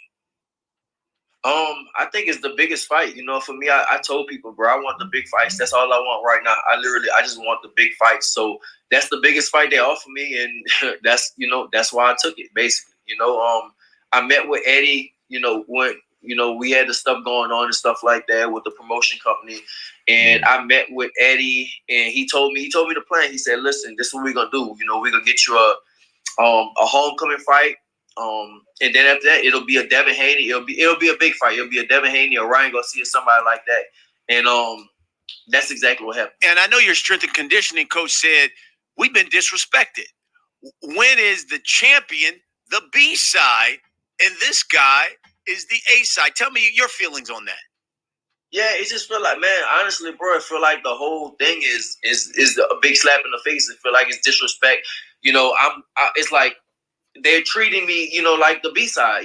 Like even with the when Elie, he said, all right, he asked me to talk first. No, you don't do that. That's what my coach said. No, we're not doing that. We're not talking first. He's the challenger. I'm the champion. He's the challenger. He talks first. Everything. We're not gonna start this off like this, and that's exactly why. That's why we feel like that. I already agree. I agreed to. I could have said no. I'm not fighting in San Francisco. He's from the Bay Area. Why would I go out there? I said yes. I'm gonna do that. For me, I gave them everything. I said I want this fight, so I gave them everything they wanted, and I did it. But you're not gonna you're not gonna treat me like I'm a B-side. No, I'm the champion, and he has a bigger name. Obviously, we know that he has a bigger name, but I'm the champion. So he don't mind saying it. Champion, and we start this off. We gonna start off right. What kind of fight, though, are you expecting on the 9th? Because, obviously he's been working with Freddie Roach some. People have talked about how he's transformed his body. He's added muscle. Freddie said he's helped him perfect his skills. Haney said at the press conference, I'm big, I'm strong now, and I'm going to beat the shit out of Regis Prograis. What kind of fight you expecting? I feel the same way. I mean, everybody's confident, but I definitely feel like the same way. He's never stepped into something like me. He's never fought nobody like me. I don't care about no Freddie Roach. I don't care if he trains with whoever. Freddie Roach is not gonna matter. And the size, yeah, he looks bigger, but he doesn't hit harder. He put a video out, hit the heavy bag the other day. He was sitting on his punches. You can see his muscles coming out, and he still hits off. He has pillow hands. So, that doesn't matter. He can put on size all he wants. He might be physically stronger, but he doesn't hit harder. It literally, it's like they put out, and I think they put out that video. Hey, yo, it's crazy, Teach. In a lot of cases, the B side be getting paid more than the A side. That's something that I was able to get some game on, talking to some people that got experience in that area. Yeah, man, it blew my mind. And in a lot of cases, especially depending on what fighter it is, right? The B side, the guy that's showing up on the B side, be getting paid more than the A side. It's crazy, right? I couldn't believe it, bro. I was like, really? You'll be amazed at how crazy boxing really work in certain situations, man. I started to get some game on why you see certain guys fight. You'll see guys fight MMA fighters, or I mean, of course, not a Francis Ngannou level MMA fighter, but you'll see them guys on the way up fighting MMA fighters and different things like that. And it's really about that bag. It's crazy how you don't got a certain push, what you got to go through to get yourself where you need to go. It's wild.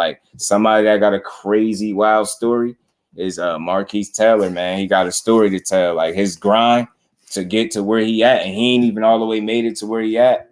Man, his grind to where he got to is crazy, man. That dude really used to go through it. KO, what's good with it, bro? You already know it's still Cowboy Nation, man. Know what I mean? The damn stripes got us, man. The stripes got us. They did. You know it. But yeah, man. I didn't know that. You know what I'm saying? There's some cases, man. Guys really And then you have to pay, like the A side in the equation be having to pay for a solid opponent, B side opponent. So that B side guy end up getting paid. You get what I'm saying? More than what you think. You know what I'm saying? So yeah, man. It surprised me to hear it, man. It surprised me to hear it, man. So you'll now I'm not now I would say, you know, now at the level that they're obviously at, I don't know how that works, but I definitely know, you know, A-sides are guys, you could be an A-side early in your career, right? And I feel like you get a certain opponent, you have to pay for that said opponent, from what I'm hearing. So those B-side guys end up making more money than what you think. Like from what I understand with the conversation that I was having, some of these guys that, you know, some people make careers out of being B-side opponents, being on the B-side, because, you know, they make more money than what you might think. And I ain't saying they breaking bank and they getting rich, but in some cases, yeah, man, they'll get more than what you think. Man, but yeah, man, they did us dirty, man. They did us. A little bit. You get what I'm saying? Yeah, a little bit, Big Dose. Like it's an interesting conversation when you hear it, man. Like you hear the inner workings and how some of this stuff work, man. Like it'll blow your mind a little bit. Like that's why I respect what these dudes do at such a high level, because it's crazy what some of them got to go through. Like certain stuff I don't necessarily want to say, like, you know, because I don't know how much it should be said up here, but it's like, just know, like Regis I'll use him as an example because he said it out of his own mouth. If y'all peeped it in one of those interviews, he said this dude done fought for free before. So just think about that. But he's not the only one. He got a hell of a story to tell too. Like his rise and what led him into boxing, how late he picked it up. I think 16, 17 years old. It's crazy, man. He got a hell of a story, man. I'm telling you, got a hell of a story. But he literally fought for free before. Like, imagine that. Like, that's not something that you really, you know, think of when you hearing that somebody fight. You get what I'm saying? Fighting for free is crazy, bro. Oh, I got you, baby girl. I see you in the back there. Those fans on here know about, yeah, yo, senior. I'm telling you, right? It blows your mind, and I'm all about information, so I'm a student of this, so I'm always willing to get some game and some understanding and some stuff, and you'll be amazed at how some of this stuff work out and how some of these people get their opponents and stuff like that. It's wild, man. They go through some stuff, man. Boxing is a tough sport to really be successful, and I'm telling you, it's a lot that go on, man.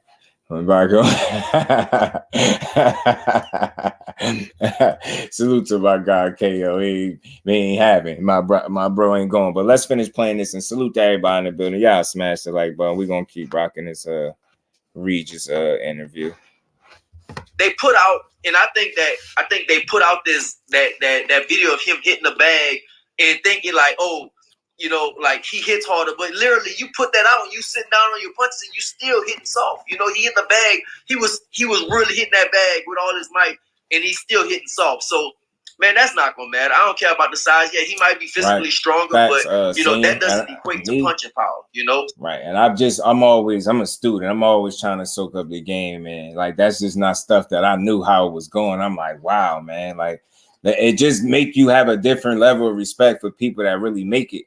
And some of the stuff they go fighting for free is wild, bro. Like, I don't care. Like, I ain't saying he the only one to do that. Obviously, I know he not. I know some other fighters that are surprised y'all heard about it. But wow, man.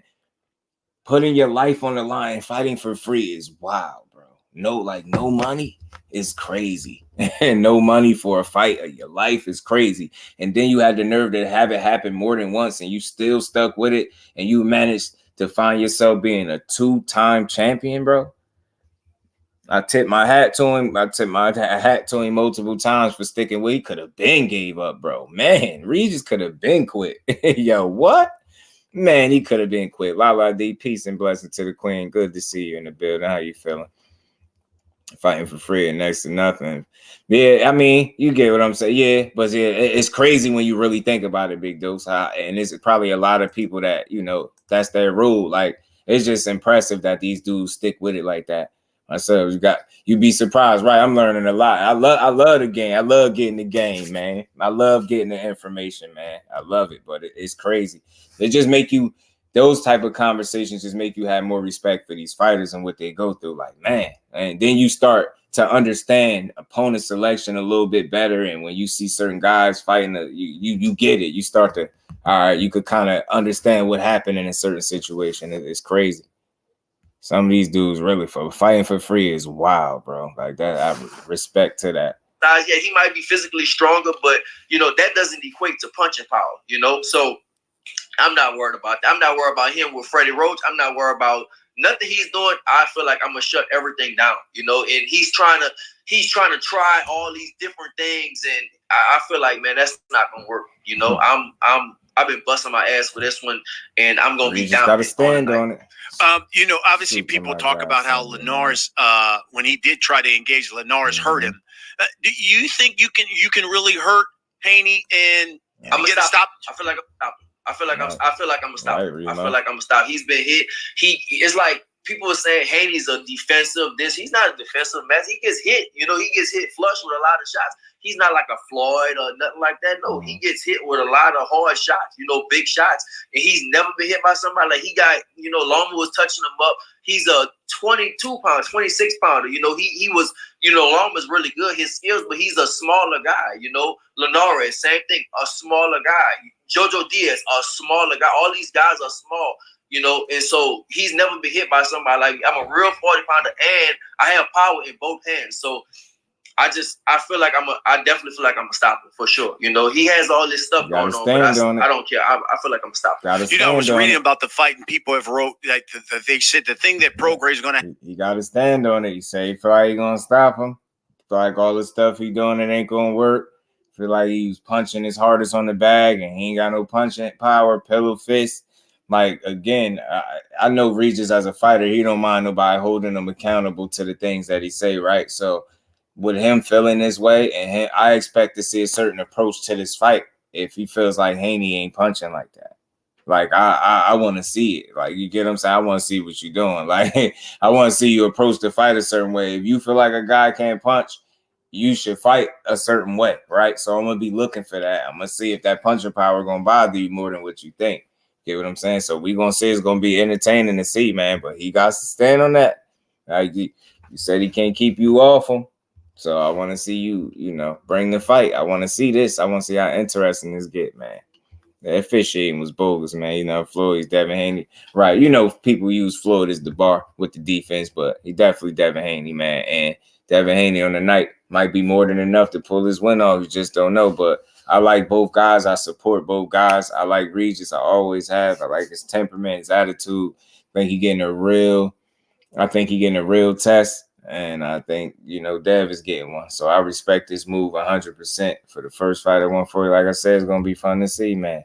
But I expect to see Regis be aggressive in this fight because he's saying that he can't punch. So I don't want to see you being kept at bay with a jab or a guy that got pillow fists. I don't want to see you hesitant to go forward and really try to close the gap and get yours. Like, I don't want to see you, not gun shy. And I want to see you go for it, bro, because you saying this stuff. This is why I play these interviews, because it's nothing wrong with holding a fighter accountable to what they're saying. So you saying pillow fist and he can't hit, and you going to just, you're going to knock him out. Let's see it. Have to deal with is something that Haney has done in his past couple of fights, when he used his jab, used his movement, and then whenever he felt like he was in trouble, he held and grabbed on his opponents. He did it with Loma.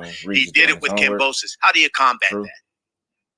Listen, we working for that. We working on everything. I just want to let people know we working on, no matter what he does, really good trainer too, no matter his jab, his right hand, whatever he does, I'm going to shut it down. I just feel like I'm going to shut everything down, and I'm going to stop him. That's it. I feel like I'm going to stop. I'm going to stop him. That's putting a lot of pressure. So you I don't care size, who he's working with, man. You can do whatever you want. You can try whatever you want. Man, you can work. You can, whatever. I'm going to stop him. Okay, Reed. Love it. At the press conference, too, one of the things you talked about, you learned that Haney actually lost one of his early fights in Mexico and paid to have it removed from his record. You still believe that? Listen, I wasn't there, but I heard it from a few sources, and I heard it from some really credible sources. So, with I don't put it past him. I can't say I believe it or not, but I wouldn't put it past him. I wouldn't put it past him and Bill. Bill, listen, bro, I've been around people like Bill my whole life. Bill is a hustler. Bill can sell salt to a damn snail. Like that's what he is. You know, he's a hustler. So I wouldn't put it past the Haneys to do anything like that. You know, it worked. You know, he turned pro in Mexico. He turned pro when he was 17. You know, it worked. He became undisputed. He made a lot of money. So listen, with them, I wouldn't put it past him.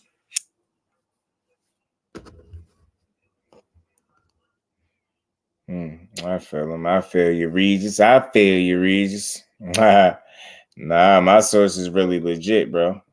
Post Black Friday early access. You gotta know. All you gotta do is, it's crazy. When you connected to the right people that know the right people, you can get right to it. It's a lot of information that you can Eddie get your Hearn hands said on. the winner of this fight should be One fighting thing Ryan. I always do is get solid information, like, because your credibility is on the line. So I'll never just bring some information and be like, oh, I got a source, just because I don't say exactly who it is. In certain cases, for obvious reasons, like, you don't do that, but you'll see what time that I'm credible as they come. So making up stuff and lying to people, like, is never going to be my speed.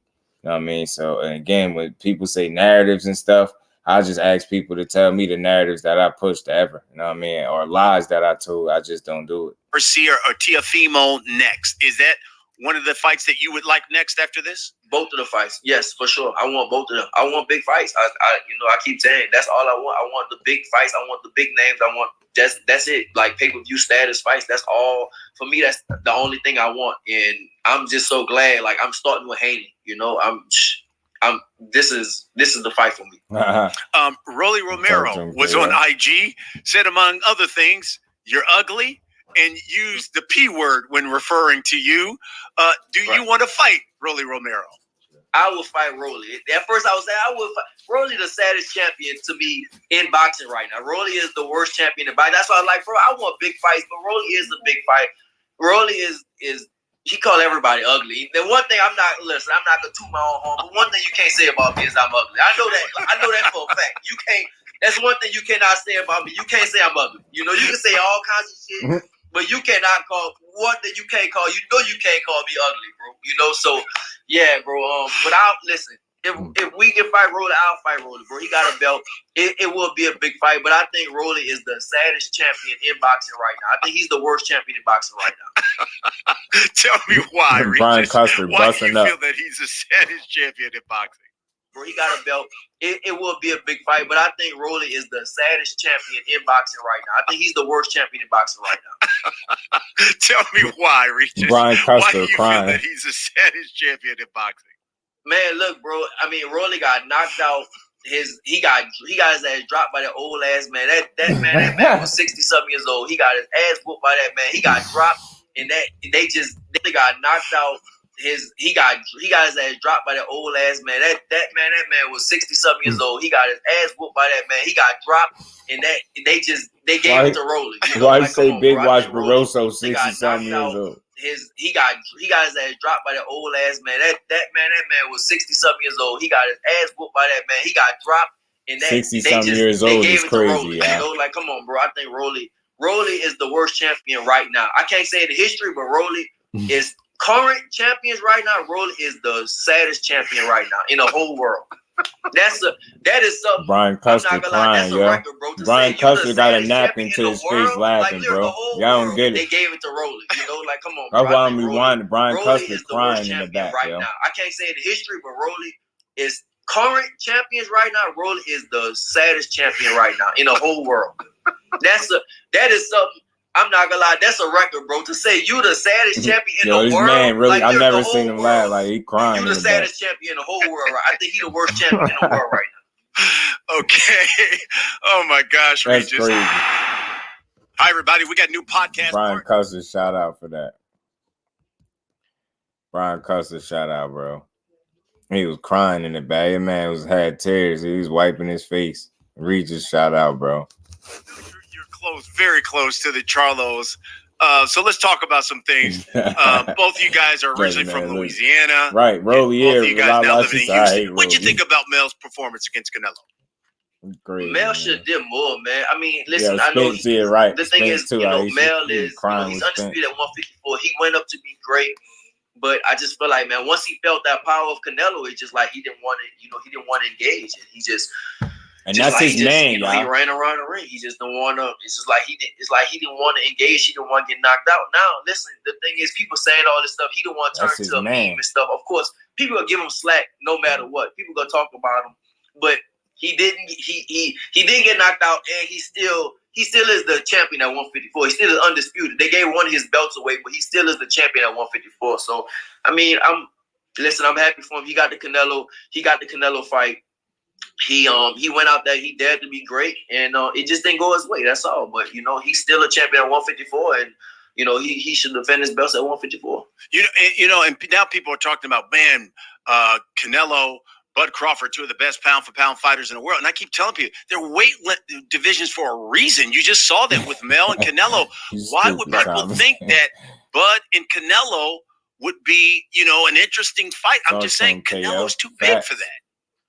I think that too. Now I know Canelo is real strong. I heard he spoiled Richard Torres, which is one of the heavyweights coming up, and Richard Torres say he beat him. So Crawford is a strong guy, but Canelo just a different level. That I think. I saw Shakur. He said he'll bet me, if Canelo and Crawford fight, and I was like, we'll see. I just can't see it right now. I can't see it, man. Canelo is, he's big, he's strong.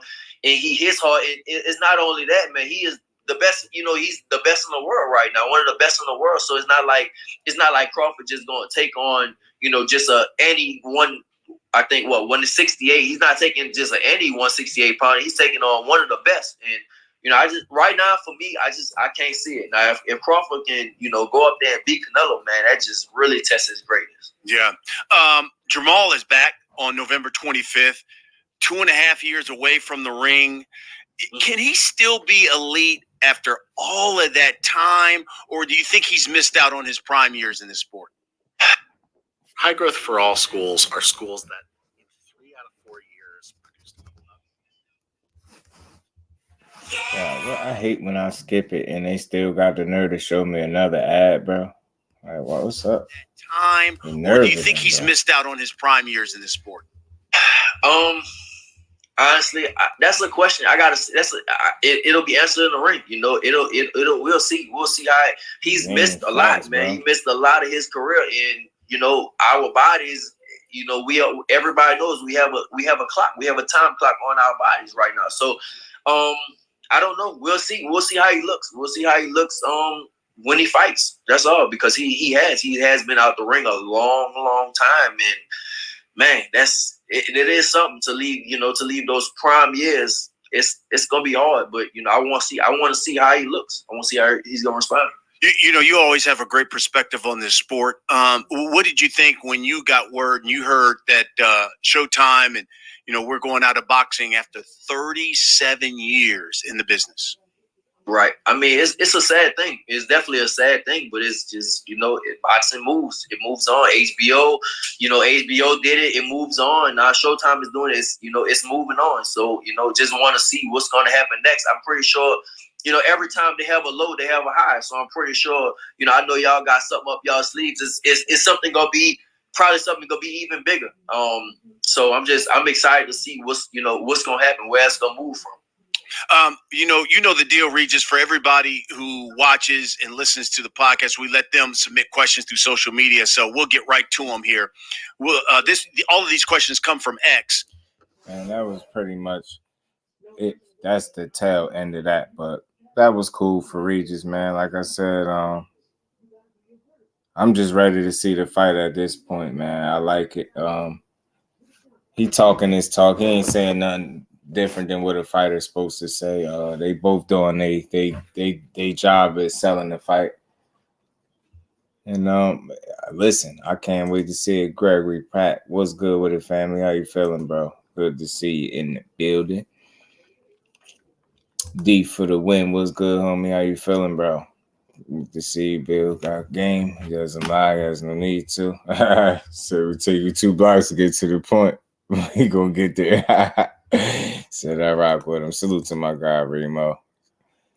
Man, Mel is my guidelines only right. I'm still rocking with Mel, man. He showed me way more times than he hasn't that he was the line that I expected him to be, man. It's just unfortunate to see how he went out in that last fight, but again, I got faith in Mel. Let's see how he returns. You know, his get backs be pretty solid. You know what I'm saying? Like I said, you seen it. You seen how he rebounded from his loss. You seen how he rebounded again with the draw. And I know he losing to Canelo might hit a little different, but you know, my biggest question is how hungry he still is at this point, and is he gonna just drop all the way back down to 54 and fight? That's my thing with him. You know what I'm saying? So I just don't know where he's at. So I guess we gotta give him a chance to rest up and get his mind right. And we'll see where he go from there, man. But I rock with Charlo, man. I mean, a couple losses don't change that, but we will see, man. We will see. Let me pull this video up, man, from Bill, because I know y'all the Hive love this, Bill in rare form on Elie ass. Let me pull this up, jeez. Let me pull this up.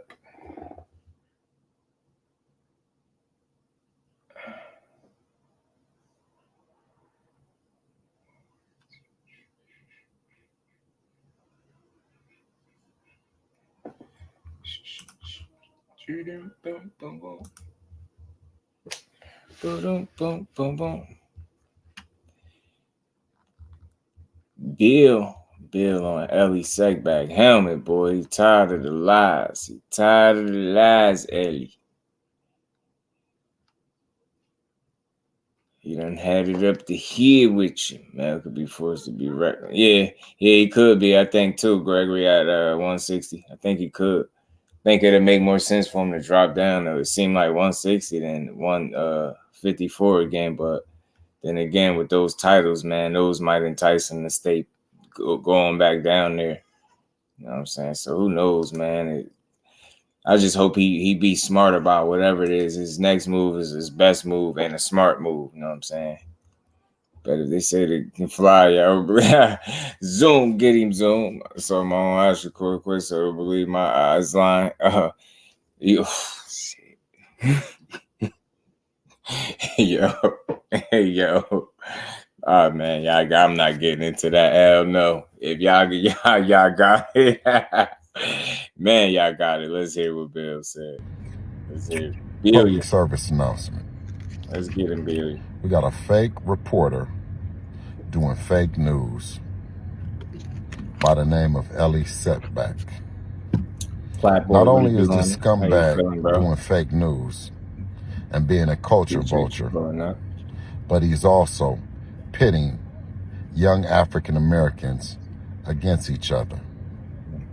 Black brothers, brown brothers, and alike. Instead of pushing this boxing agenda forward and asking the right questions and the tough questions, he's creating dissension and division with a microphone and capitalizing on it financially while leaving others to repatch relationships that have been built over quite some time. I say, let the fighters and the teams do the arguing, the debating, the fussing, the fighting, only to make up because they have a mutual respect for their positions. Let's not let some scumbag reporter who's never boxed a day of his life, never helped anyone in boxing. Man, I mean that's Bill went in. He had some choice words for Elie Segback. I mean, I get it. I think it's obviously a disconnect there between the two. Well, Elie and the team Debunking. I mean, I've heard that he's kind of locked out of the circle of being able to interview them. So maybe he's salty. So that's the reason he critiques Dev the way he does. I heard, a couple different things, but I just don't know. I don't know. I get it though.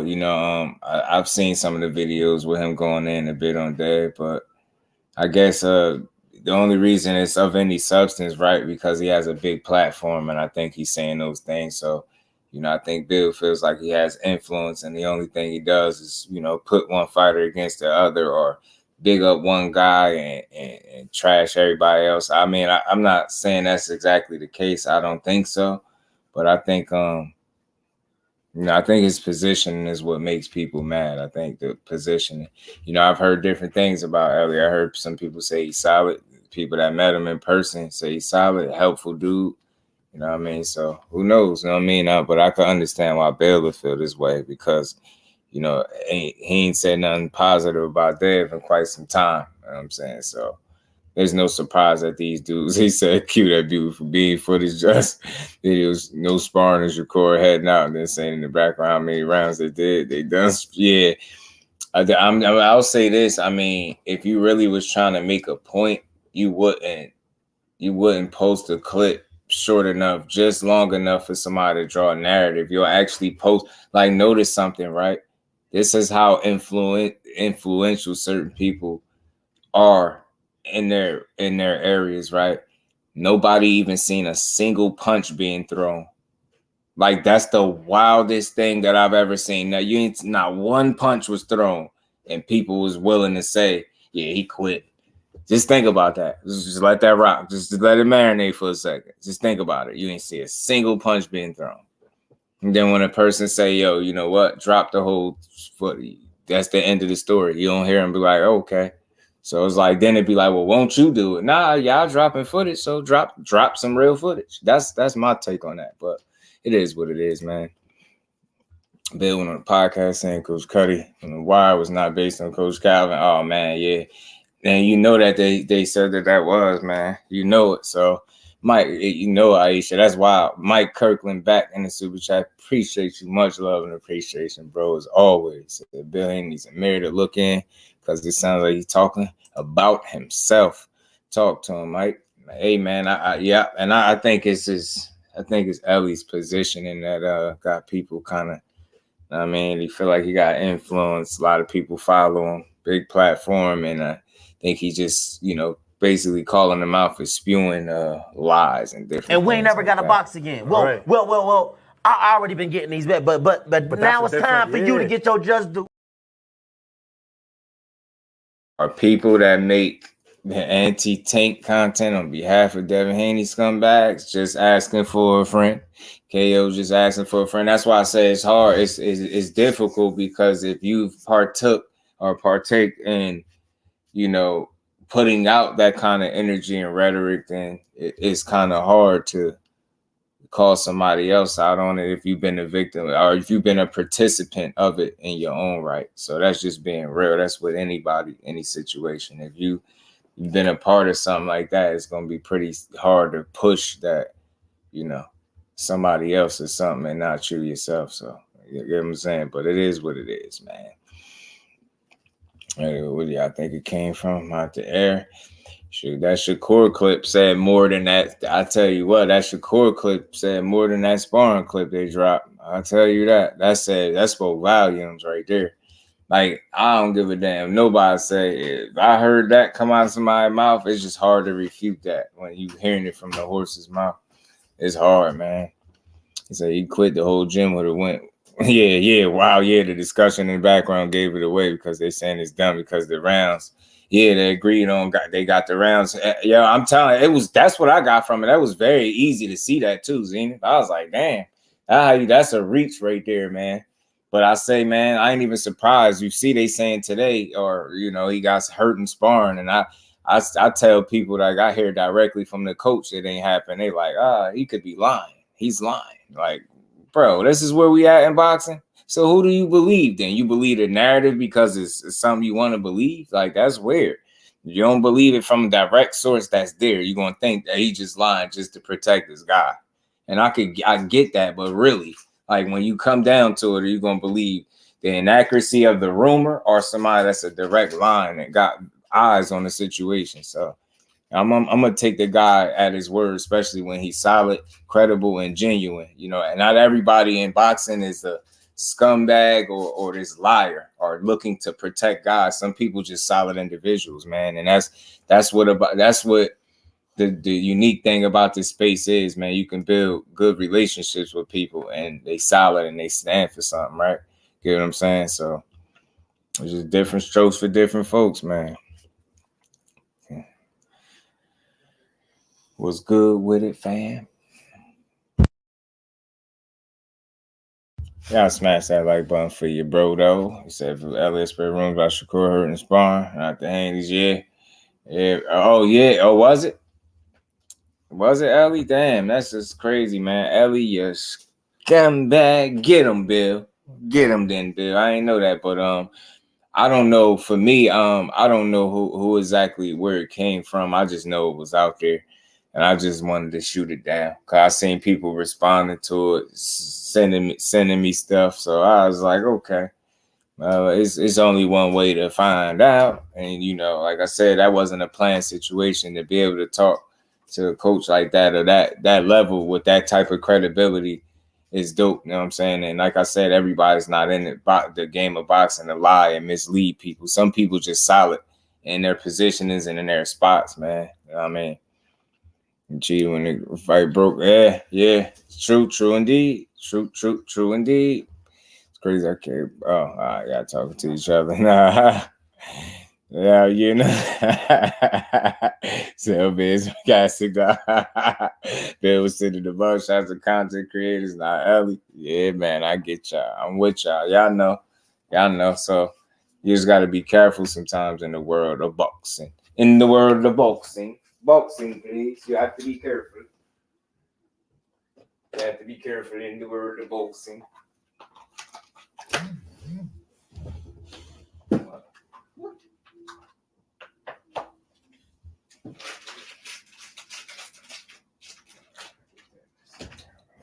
My bad, y'all.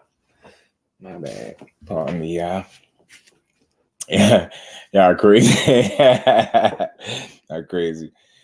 So we got on there. Salute to my fan in the building. Y'all smash the like button. But like I said, man, listen, everybody's entitled to feel how they feel. I get it, man. I seen, obviously you got two guys or, a guy with using his platform and, a team of a fighter and they obviously ain't seeing eye to eye. So I can't tell them how to feel about them.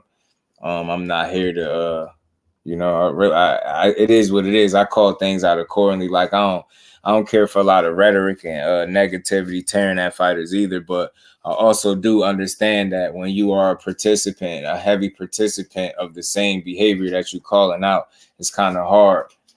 You get what I'm saying? It's a little difficult. Like it's kind of a fair game, I guess, in a sense. That's what I'm saying. So it is what it is. I know with me, I use my voice. I think I big the sport up. So, I mean, I have my fun with it, but I don't do no tearing down. Yeah, this is just the big homie core. Big homie core. It was a life saying Tank don't pay his coaches. They broke a center yacht. Yeah, he did say that. And that was what's crazy, Remo? I don't remember what live it was, Remo, but I was talking about that. Matter of fact, I can just go back to it and search for it on my live. I was talking about that one day, and that was the first time I talked to him. He got brought up there, and I asked him about that. And he ain't really respond to that. He kind of switched it around. He said some other stuff. But I just was asking about it because it was something that he said, like, damn, I wonder why he say he ain't pay his coaches and all that stuff like that. Part twice was good with it. But yeah, man. You know what? You know what it is, bro? I think just like any other sparring, like I think it's certain things that dudes work on. And I think the moments where people have certain success, I think they intensify that success. They try to magnify it, right? Because of who Shakur is. But I think ultimately, anybody can get it off on somebody in sparring. But like I said earlier, when you got people making up that he was hurt in sparring, just running with it, and then the act, it's like throwing rocks and hiding your hand. If you're gonna say it, stand on it. So whoever put it out there, just stand on it and continue to be goofy. But to me, it's not so much it's who put it out, but it's who continues to push it and run with it without no facts. Like to say this man struggling with southpaws without no evidence of it is wild to me. To just put it out there. So again, it's just boxing. So I don't take it too personal, but I do shoot stuff down as I see it. It was on the Boxing Voice. Salute to my guy, Remo. Yeah. No, but when, I had talked about it too, Remo, and somebody had called Bill up on the phone, like, and came on the panel, and he was talking, and I had asked him about, because that's what I was talking about. So we kept talking about it. I asked about it, but he gave me a different answer completely. You know what I'm saying? So, that's just what it is. But it is what it is, man. Like I said, at the end of the day, I think everybody got to do a better job at bigging up the sport, man. At the end of the day, that's what we in it for, right? To see the sport grow. We all want to be a part of, you know what I mean? The sport growing for whatever special. So there's special sort, man. You know. If you know, you know.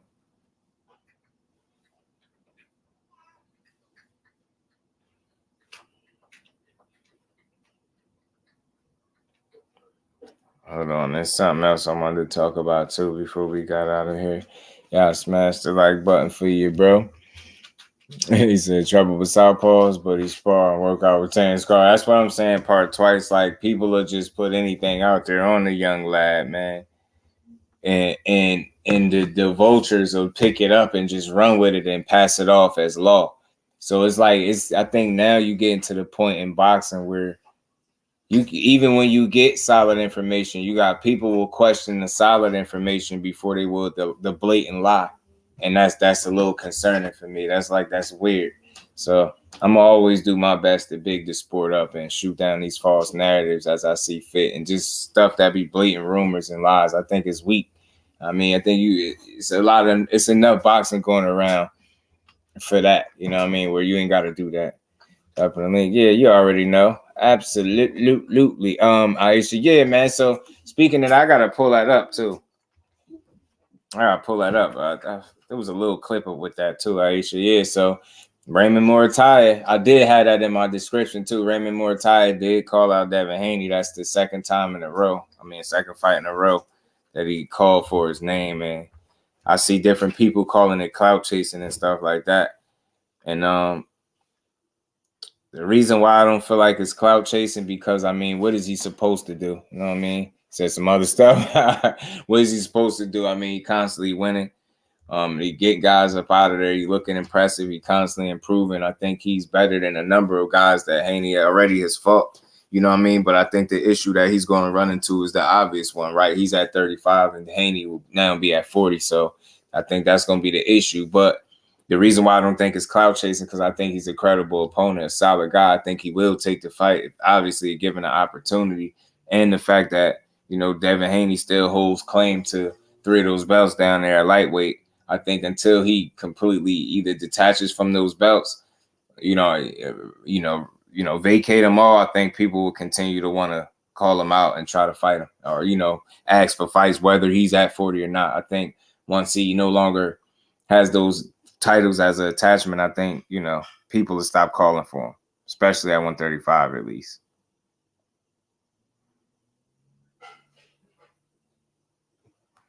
So I just want to see it, but I do, look, I would like to see this fight personally, man. I would. I think it'd be a damn good fight. It'd be a damn good fight to watch. But again, I think the issue is the obvious one. It's going to be impossible for this fight to take place at 35. I don't see how. So Raymond Muratalla ain't doing nothing but what he's supposed to be doing. Is he clout chasing? No, because I think he's a solid fighter in the sport of boxing. And I don't feel like you got to clout chase. Your skills speak for themselves. I think he's a good rise in the young. I don't know if you want to still call him prospect, trying to work his way into a title contender space or whatever, but he's a damn good fighter with Robert Garcia, and I like him. I don't say, stop it. Do you think Jack Reese would be a good ref? Because refs be stopping and shine. Yeah, Jack Reese, bogus. You already know, part twice. Right, Big Dose. That's exactly what you're supposed to do, man. Never dislike the fighter's father. Oh, yeah, right. We waiting on Ace Tank to send the contracts. So, yeah, man, let me play this little joint from Raymond Muratalla. He called for Data. Hold on, y'all.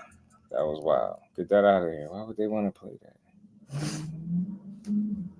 Career winner by technical knockout and still the NABF and WBO Global Lightweight Champion, Raymond Danger Muratalla. All right, Mark Kriegel has the interview with Raymond Muratalla. Raymond, congratulations. You just sent a hell of a message.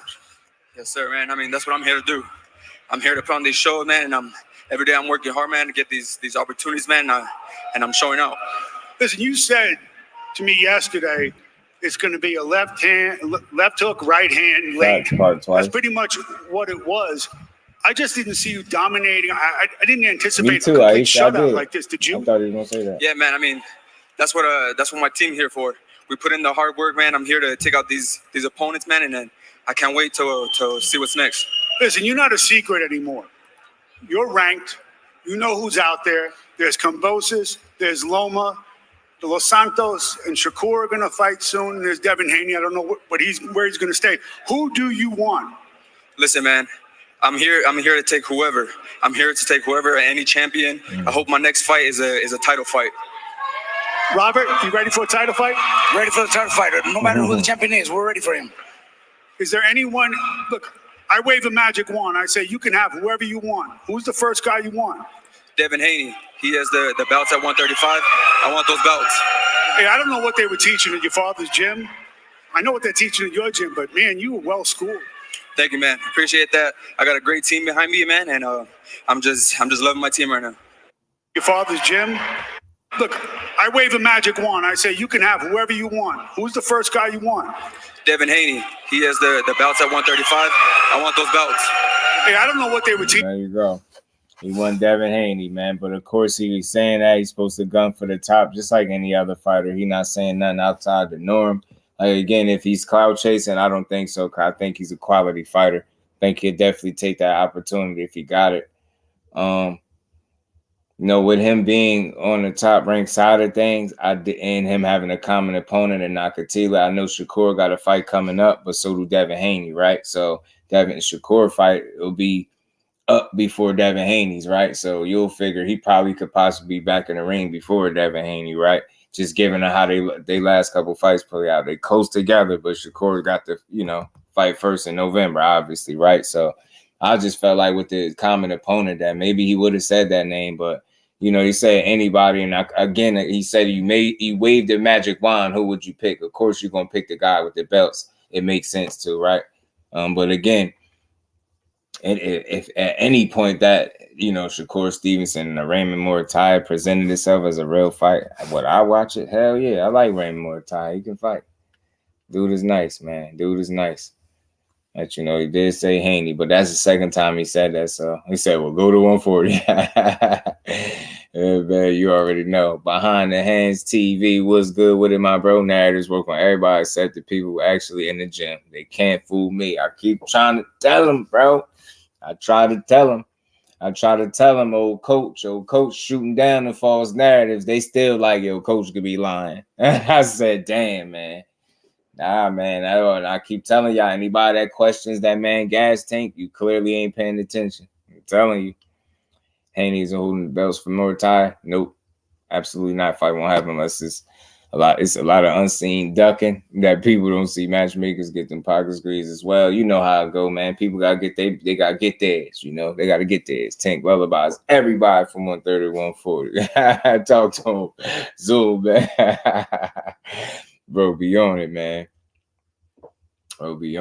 But yeah, man, look, man. Let him get through his fight with let him get through his fight with Regis, and we'll see where it goes from there, man. Muratalla, like I said, he had a good fight at 35. I seriously thought he gonna get a Devin-Haney next, but we'll see where he does go from here, because I think he's a solid opponent, man. They both in top rank, yeah, but he said Haney, right? That's the part that people don't like, Aisha. I don't think they too much care for that. They feel like he should have said somebody that was in reach. I don't know why he ain't say Shakur. I ain't gonna be the one putting the words in his mouth, but he ain't say. I thought he would say him. I mean by name, but he put him in a magic wand situation. So he went for the exact, the guy with the hardware. I'll give him that. I'll say that's the reason he said Haney. But he know better. Nah, I'm just playing. Muratalla, you know better, man. But nah, man. Salute to Bill Haney, man. I feel him, man. He on Elie's helmet. It is what it is, man. I think Elie do content just like anybody else. Could it be controversial? Yeah. Could he take his little digs and shots at fighters? Yeah. I don't know if he's the guy all the way that he's calling them, right? But because, some people that I know got some solid experiences with him. So you just don't know. They used to get in trouble so you can feel right home there. Certain fans used to triangle theory, and the triangle theory is valid. It's crazy because it definitely don't apply in most situations, right? But there are some or a few situations or a percentage, I guess, of situations where you could utilize the triangle theory. Remember, Ty didn't say Shakur because he heard he got hurt in sparring. Right. Right. He heard he got noodle legged in sparring. You know what I'm saying? Got noodle leg. You know what I'm saying? Led by Liam Paro. You know what I'm saying? Dudes ain't never seen a Liam Paro fight, but they damn sure believe that he heard Shakur spar. That's funny, bro. That's why I tell him, I try to say that it's be people that's in the gym that got these firsthand experiences, but I don't know, man. And maybe they be thinking I'm just being a fan. I just be being real, though. I don't like y'all believing in no false narratives. I can't let y'all do it. You dig? You dig? You did. The politics of boxing pod want them belts to stay at top rank. Core about to leave real soon. They better treat that man right, man. He got options. You know what I'm saying? Well, you know what I mean? He got Weebot, you know what I'm saying? He stopped playing Shakur out there. He doing his thing, man. It's dope that he got Reebok on board, man, and they got some kind of partnership going on. That's what you like to see. He out there in Raiders Stadium making appearances. They said they ain't promoting, but he out there making appearances, You know what I mean?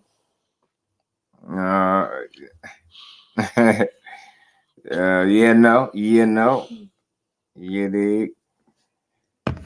So the people in the gym didn't even know Liam name. He the white dude from Australia to them. Yeah, but that's the guy that heard of his spawn. I try to tell him, bro. Try to tell him, man. I try to tell him I ain't getting no hand-me-down info.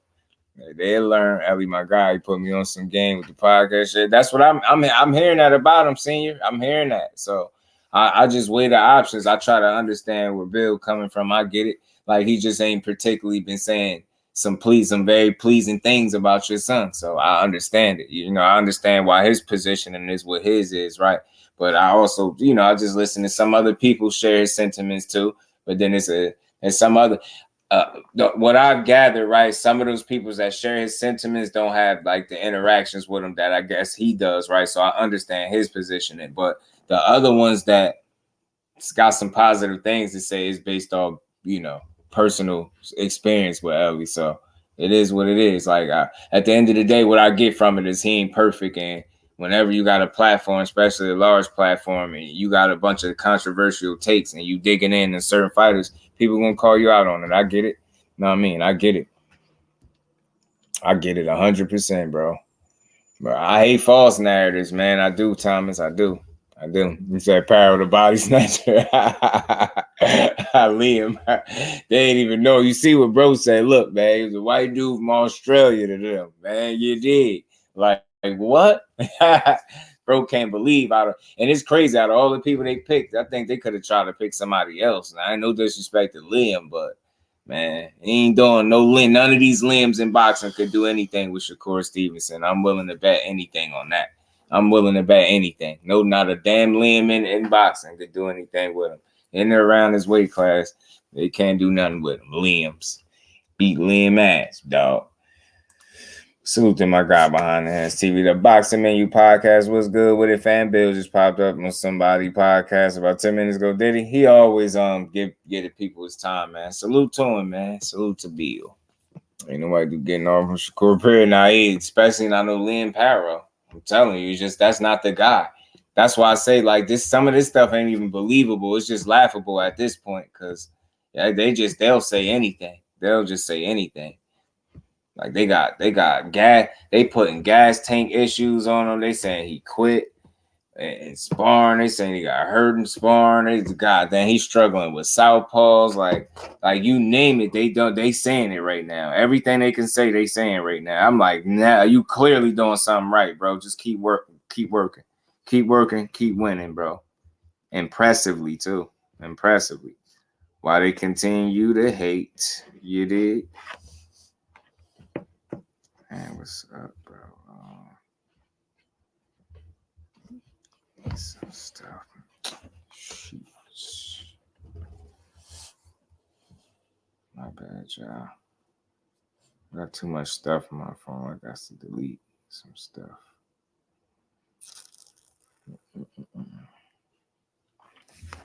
And pal taking souls. Right.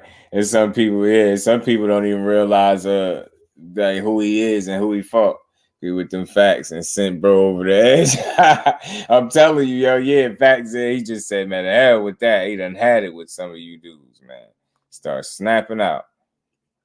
Don't ball like that. Don't ball like that, man.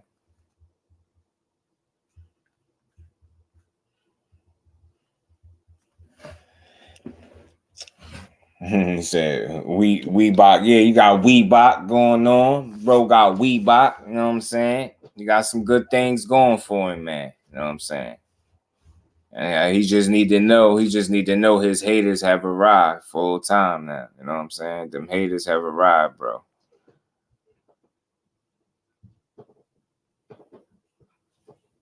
They are there, bro. They are there.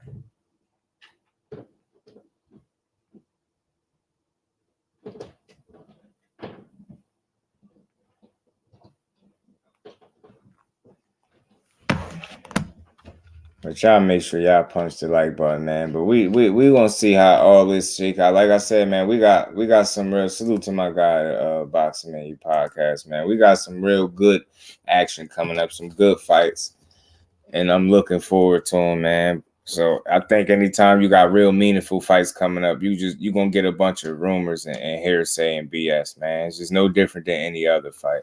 But like I said, man, the alarming thing about all of this is a lot of people really seem like, no disrespect to them, they seem like they cool with somebody lying to them. Like they rather question the truth than a lie. And always remember, man, the ones selling it to you is the ones a lot of times that be lying, bro. I don't sell it to you. I just talk to y'all, not at y'all, talk with y'all. And a lot of people be selling dreams. You know what I'm saying? I'm not here to make no fighter look bad unnecessarily. And I ain't here to, overpraise no fighter either, man. I'm always going to give credit where it's due, but I truly hate a false narrative bad, man, especially when it's an attempt to muddy the reputation of a fighter that all he's doing is winning. And if all you got to do is call out a certain fighter to be the bad guy, and so be it, it's going to be a lot of people mad when you really start beating up some people's favorite fighters, man. I'm telling you, it's going to be some sad people. They're going to have some other stuff to complain about. But as it stands, man, I rock with the sport of boxing. I think 2023 been a solid year. I think they're going to end the year off pretty good. And I just think, I want to see them build on the next year, man. See what 24 get us, man. Master distance, master knockout, who wins, right? Superman versus Hulk. It's just a pick 'em fight, right? Pick 'em, man. Whatever you want to record, because yeah, they ain't start hating him till you got the 35 for sure, though. 100%. Prograis selling. Tell him, Jay. Tell him, man. Tell him, man. You know it. Peddling ass. Like my man Jay said. But yeah, man, that Thursday night fight, man, you take a chance on yourself, gamble on yourself, man. The people behind you, you got Formula One going on. It ain't the first time you fought on the Thursday. Probably, who knows if it'll be the last time. But I swear I was just about to say that. But if you go out there and stop that man or dominate him, man, I'm gonna be talking crazy. I already know it. I'm telling you, punch on that man and stop him is gonna be wild, bro. Do we have a Thursday card coming up? Me too, bro. Like I like Thursday card. It could be a big thing in boxing. Oh my Charlo, Thomas, what's good with it, bro? Oh man, you know it's all good. Just man, I really came up. I wanted the link only for KO because KO has some itch on his chest. I wanted him to go on and get off. But man, I will say this, bro. Mm-hmm. I will say this. You just said that you don't think that no Liam or nobody named Liam gonna get off on Core like that, dog. I don't see too many Mickey Freakies in the sport of boxing getting off on Core like that. So you know what I'm saying? Not the big homie Core at that. So I'm just saying, man. Big homie Core out here, man. Give Bill his dap, dog, because Bill get this going, dog. That's all I will say. His tactics be a little spotty at times, man, and it be kind of like contradictory as well too, because the same ish he accusing Elie of doing, he done did to brothers at the same time. He did the Russell brothers dirty. He went in on Tank's mom. Tank mom a civilian, bro. Why she even get up in there? Man. Passed out Tank mug shots and things like that. Was that to build the brothers up and bring them to fight? Because if you wanted to fight, dog, the damn time was when you got out of your contract and Tank got out of damn jail. We could have lined it up then, man. So Bill come out and he come on whenever it's time for them to promote they fight, and he do a damn good job of doing it. It's the mixtape tour. Shout out to my man, Mr. All Access International Senior Kyles for coining the phrase the mixtape tour out there for the promos for the Haney fights. And I mean, I want to see Haney. I want to see that fight with Prograis. I think this is like his first actual real test. I don't believe it's going to be as easy as many people think from both sides of the spectrum, but I think that he is probably the biggest threat to him. I only would say Loma would be bigger because I think he was past his prime at that weight class. I think he fought 2 fights more than he should have at that weight class.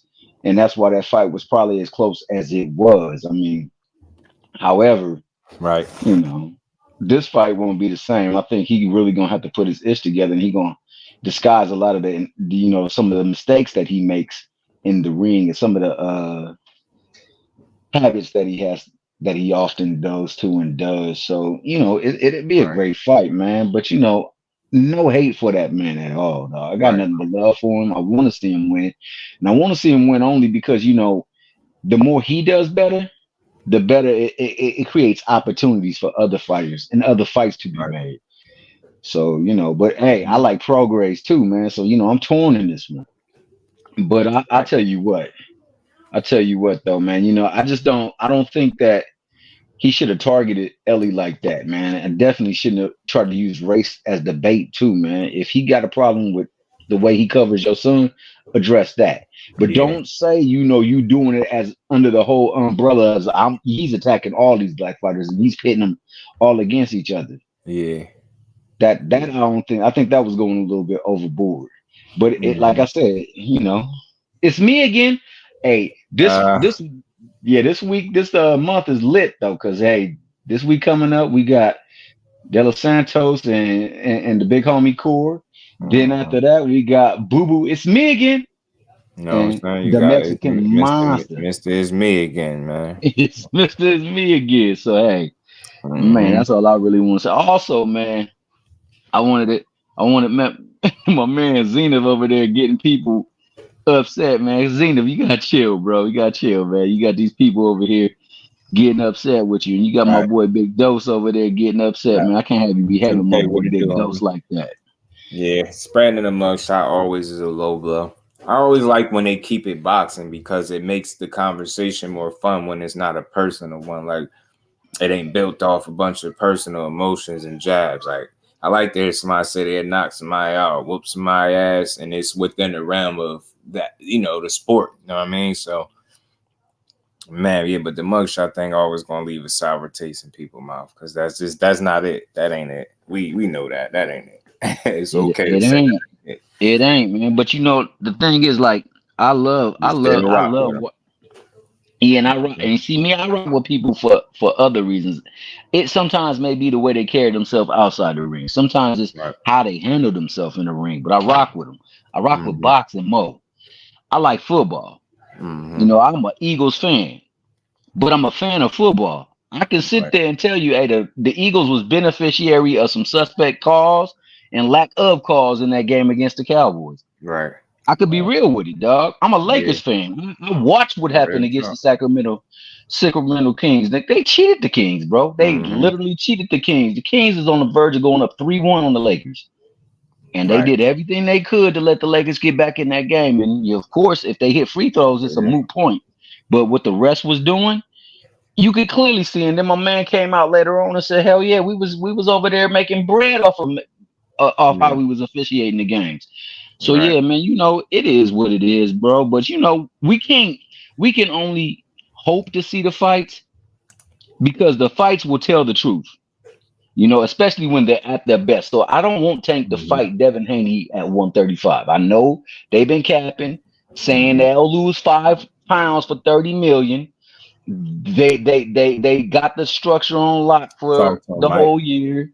But in all actuality, that's not a good fight. He can't fight Shakur at 135 because that's a mismatch. Right. He can't fight Tank at 135. Boxing news. That's a mismatch. Good, Yeah.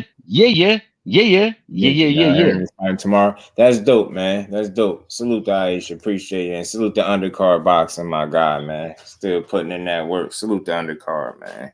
Is undercard up in here? Shout out to the homie Jeff, man. That's my guy. Jamel Hand for giving it another go too, man. For sure. So, you know, that's all I really came to say, man, because I don't like how we tear people down to build up our fighters, bro. That's not necessary. The work, the body of work speak for itself. And then there can't be no double talk. You can't say, oh, a ninja is too old, but then you celebrate the best wins of your favorite fighter who are against people 5 to 6 years older than the person you saying is old.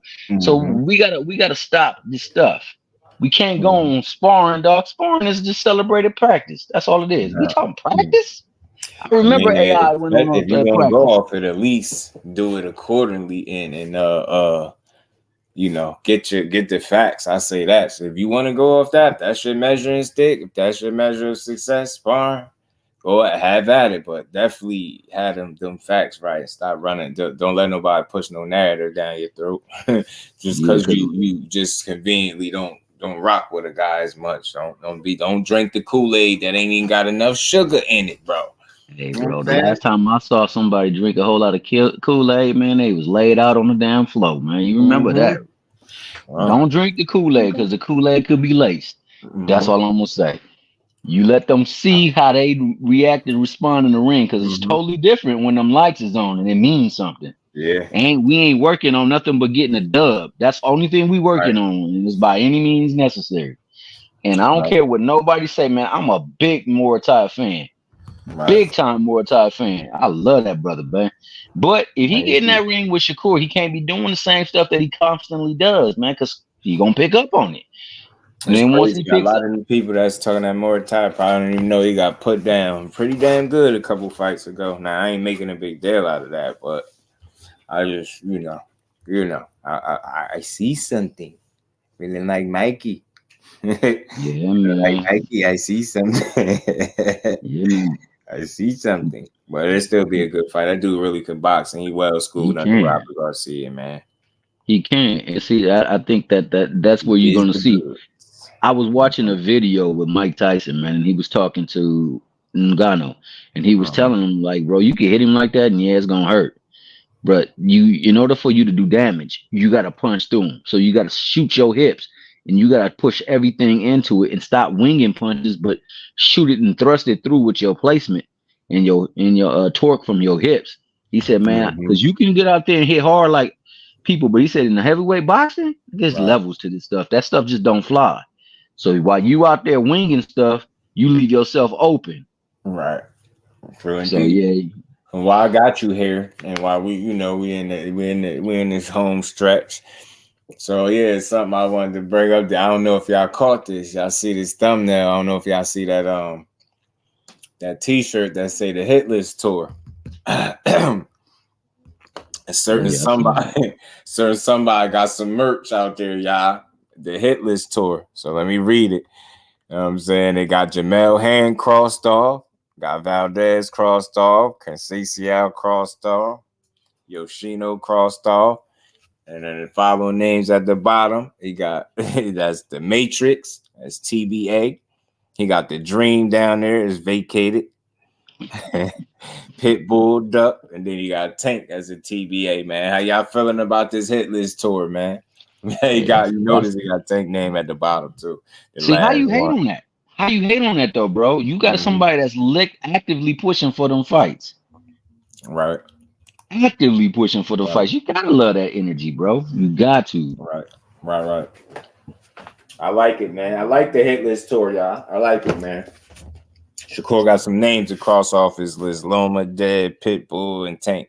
That's the order that's on that shirt. I thought that was creative. That's a nice touch, man. Selling the merch is cool, man. I just hope, me as a optimistic boxing fan, that we get an opportunity to see all these fights. You know what I mean? Especially some the ones that he got listed there. I wouldn't be mad if I got to see all those fights, all them fights for this young man. I like to see it, but I thought that was a good touch to put that there. I don't think he necessarily called nobody out in particular. You didn't really highlight nothing too much, right? You just crossed off of who you beat and who's out there that you could potentially fight. You got Pitbull as Duck, so I think he's gonna always be off the table. But that's why he labeled him as that. That's why he labeled him. As long as he had 35, I don't see why I can't. But you got him, you got Dev. Whenever that do happen, then you got Tank there. I like this. This is a good touch, though. I like it. Man, that's the art of calling out somebody without actually having to call them out. They get the message, and that's just the bottom line. If you on the shirt, man, you ain't gonna have my name on the shirt, and I'm not gonna see you about that. That's just real. That's just real. That's like how I said about call-outs. Real call-outs happen in the ring. I saw that Mickey Freaky get in the ring with people. That's what I'm saying. Like from here on out, man, I want that same energy from all of them. And Tank say they gotta see him, then go to the fight. And then when they done, you win, man, you Tank Davis. They gonna let you in the ring. Bro, step in that ring and say, bro, you done did all of this good stuff now. Come take a piece of my pie. Right. You want to be the man, come through the man. And likewise, the same for them too, man. So that's why I like Shakur, because Shakur don't push the punches on that. Now, what I will say is this: they need to find a way to get a lot of the nonsense that go on with these damn sanctioning bodies taken care of, man, because they allow a lot of this stuff to take place. There needs to be some way to govern them and make them stay in line and find their ass if they don't, because there's no way you should have people ducking mandatories and fighting different weight classes except for the weight class where they hold the belts at. Right. They gotta clean that up. Likewise, man, the last thing I will say is yeah.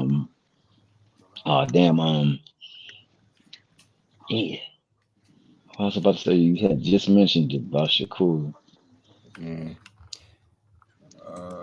Was it I'm trying to think. Was it? While you thinking about it, man, let me cut in here. What's up with y'all? Let's go with KO. Have the floor, KO.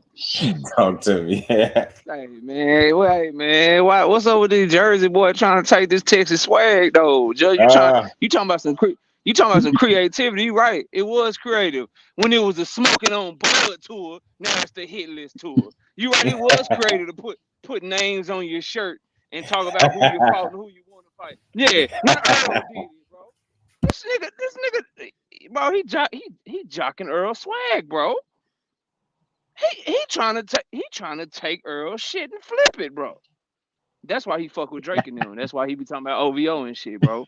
Cause Drake had the Quentin Miller writing for him and shit. Now this nigga Earl's shirt was fire and shit, and now this nigga just took his whole shirt, bro.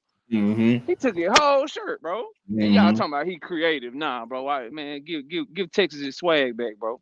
Tell him stop playing, man. Big Tex. Tell him stop playing, bro. You know that shit. You know he jocking my boy, man. Come on, dog. I thought I thought the Hit List tour was a nice touch. Where's that? No, I ain't trying to hear it, baby. I ain't trying to hear that shit, man. No, look at my boy. You know what I'm saying, look at the double S's in the back. You know what I'm saying? Man, out here. This man did stole. I thought it was cool though. This man stole Earl a whole design, bro. Go ahead, man. It's my time now, is what he's saying. You did.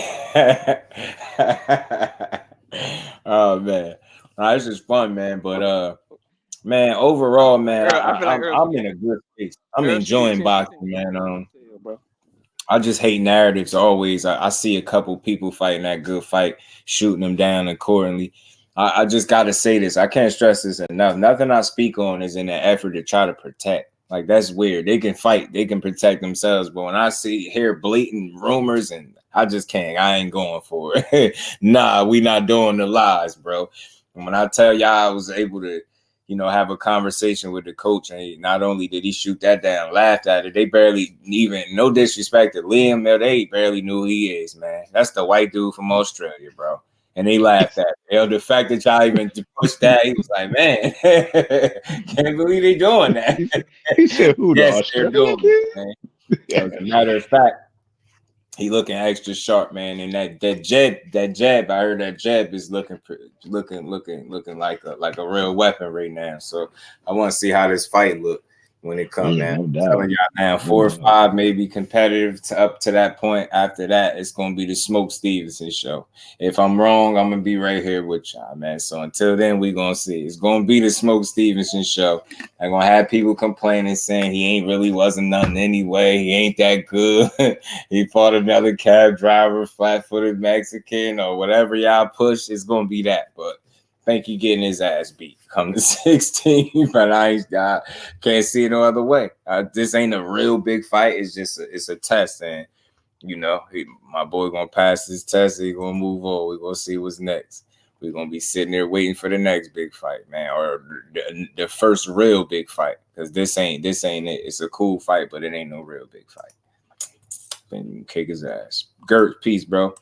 And salute to the fan mode, man. But yeah, and I don't think, just real quick, I don't think Cordina gonna fight O'Shaquie Foster. What y'all think, man? I think he's ducking smoke because he already talking about it. He ducking. Talking about he don't bring nothing to the table. He ain't get no money fighting him. He'll get more money fighting him than his last fight, and it's a unification fight. You know how they get to talking like that when they don't want no smoke, bro. Right. It's unfortunate, man, because Shockey, man, what else do you want in boxing? Like, I don't get it. But I wasn't overly impressed with his performance over the weekend either. Cordina, I didn't realize. I felt like he got hit a lot in that fight. Maybe he fought the wrong kind of fight, and I think he in love with his power too much for whatever reason. I think that one punch knockout he caught a couple fights ago or whatever. I think that got him. Yeah, over the Japanese dude, Ogawa. Right. Yeah. Right away, I was like, bro, who you think you are? Box. Like, why are you fighting like this? Like, you touching me. That fool Vasquez was hit. He was controlling that fight, man. I thought it was 5. I thought it was 5-5 going to the 11. Man, he wasn't playing, man. Only thing Vasquez ain't. If Vasquez had some power, he could be a real player, bro. He just ain't. He a pressure fighter with no power, bro. He just, crazy. That's facts. Crazy. That's absolute facts, man. But that boy's technically sound, man. That was a great fight, man. I enjoyed it. I definitely. Yeah, I thought he beat Raymond Ford for real. I think Joe Cordina. Yeah, I remember that fight too. I thought he beat Raymond Ford, bro. I remember that. He a good fighter. He just small, bro, and short, and ain't got no power. Yeah. If he could find a way to make like 122 or 118, maybe, but he just fighting. He just little, bro.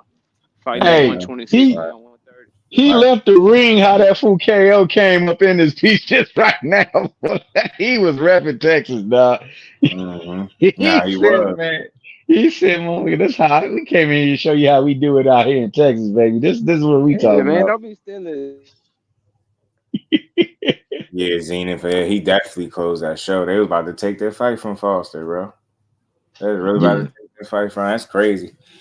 And again, for me, Gary Antoine, I'm telling y'all, for me, like, I get it. We always gonna be like, damn, why you turned down a title shot? But I really think that was a team call right there with Gary and his team. Like I said, when I read that article, like they seen them little holes in his game in the Bartholomew fight. And again, I always say this: it's easy to criticize him. We can still hold him accountable if you want, but I just don't feel like Gary Antoine was asked like, yo, you want this title shot? And he like, nah, I need 1 or 2 more fights. I really feel like that's a team decision. And I think him being on board with his team probably didn't put up a ton of resistance. Who knows? But I would like to ask about it personally. Maybe you could reach out and ask him, yo. Stuff like that. Those are the kind of, bills I like to bring to the people, like just to, see what his viewpoint of what happened or his account of what happened with that situation, right? Other than just us, what we think, but yeah, a real team to kind of pull you back from yourself and say, yeah, nah, we're gonna tighten up and then we're gonna get back at it.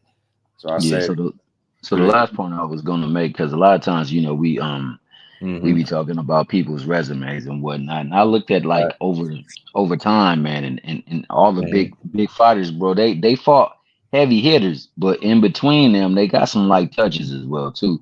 I think in order for us to increase the volume of fights we get, they're gonna have to put some light touches in between some of them heavy hitters, bro. So I'm looking forward to 2024, Lord willing, coming through. We see a lot of more fights because we getting people giving us great fights and some interplay of some light touches in there, so that way they can continue to stay active, yet still pursue the top fights and the big fights to be made. And I think it can happen, man. I think this was the precipice of starting it. And if the moves that they make at the PBC are really, really good moves, then I think we'll start seeing more fights taking place too, because we got to get them. But all right then, man. I appreciate you just giving me that link, man. I really wanted it for KO though. I ain't gonna lie. You all good, man. Y'all all good, man. We the family land over here. It's all good. For sure, man. Well, peace and blessings to the Just Do family. The little champ in the back over there, chilling in the cut, watching. Yeah. And you know it. Yeah, we got Antoine said the fight was going backwards.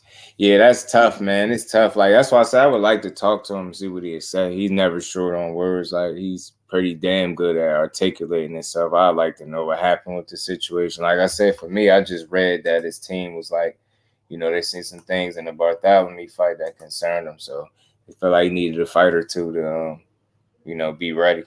And that just sounds like a team decision, man. Like, but, who knows? But we all feel like he's ready. I really just don't hold too much to that unless, we see a habit out of this situation. Then it get wild, right? It get wild. Like, you get what I'm saying? So we'll see where he at now, because I think he won it.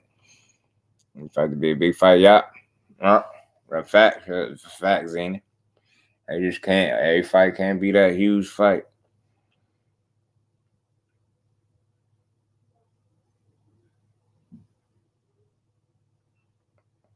Maybe he said Hitchens says Regis says something weird about Hitchens. Said I ain't catch it, but I had a clip from Hitchens that ain't coming up right now, but whatever with it.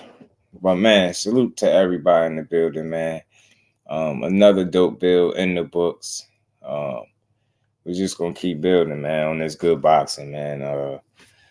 Like I said, it's some meaningful fights coming up. This is why you're hearing the rumors. Like I said, man, I'm happy to see Shakur get a Weebach deal, his Weebach deal. I'm happy to see him in the Raiders Stadium getting the jersey.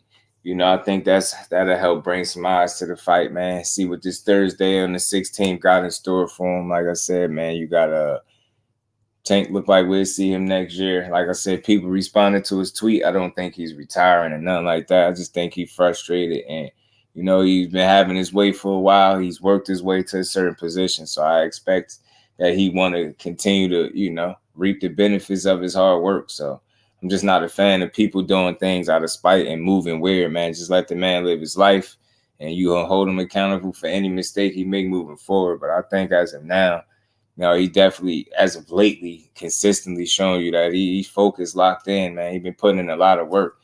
And, man, that damn clip, man, I don't know, man. I don't know what Tank was on right here, man. Bro, fast as hell. I don't know what he was on in this clip right here, bro. Man, it was ridiculous. I was looking at like bro ass, man. Bro ass, man, that joint right there, man. Punching like that shit is ridiculous. He back there working. Forgot to play that in the back. So salute the Tank, man. I hope whatever is going on with this situation is worked out. not a fan of people in position of power being able to abuse it, if that is in fact the situation. But we're not here to cry. We just want to see that man continue to be great. That's just what it is. That's where I'm at with it. Let's see what's next for Shockey, man. I don't think it'll be a Cordina fight, unfortunately, because it sounds like Cordina already finding a reason not to fight. Yeah, man, me too, Zenith. I'm glad for him, man. I think that was dope. And I'll say this because I think I can say it because I ain't saying too much. That ain't the only thing going on for him too, Zenith. From what I hear, like I said, I did just speak to somebody of substance, so I can't say exactly what it is, but just know it's something else. It's something else I think planned for him too. That's gonna work out for him. So I think people really gonna be hating on him when they see that. I just love to see the sport do well and the fighters, reap the benefits of their hard work, man. So that Reebok deal was definitely dope. He was arrested for OVI and a gun charge. Yeah, man, I heard about it, but I didn't get to read like what happened. Man, that's crazy. Appreciate you, Mike. Millions of views. Talent promotes itself. I'm telling you, Zenith, that's why I feel like it's going to do well, man. I think he'd be all right. I think everything would be fine, man. Just let boxing keep winning. But man, that's crazy. But look, salute to everybody in the building.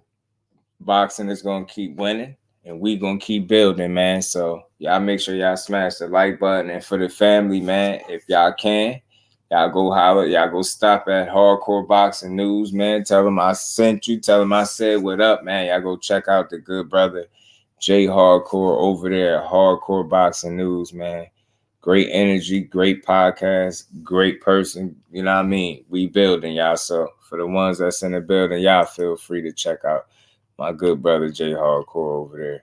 Always putting in the work, doing the 2 shows a day, man. JB putting in that work. Andrew Gray, what it do, homie? And much love and appreciation to everybody in the Super Chat, Cash App. Appreciate y'all, man. All love to the fam. Y'all make sure y'all enjoy the rest of y'all Monday. And like I said, man, y'all tell Jay I said what up. So with that, we going to get up out of here, y'all. Peace to the fam.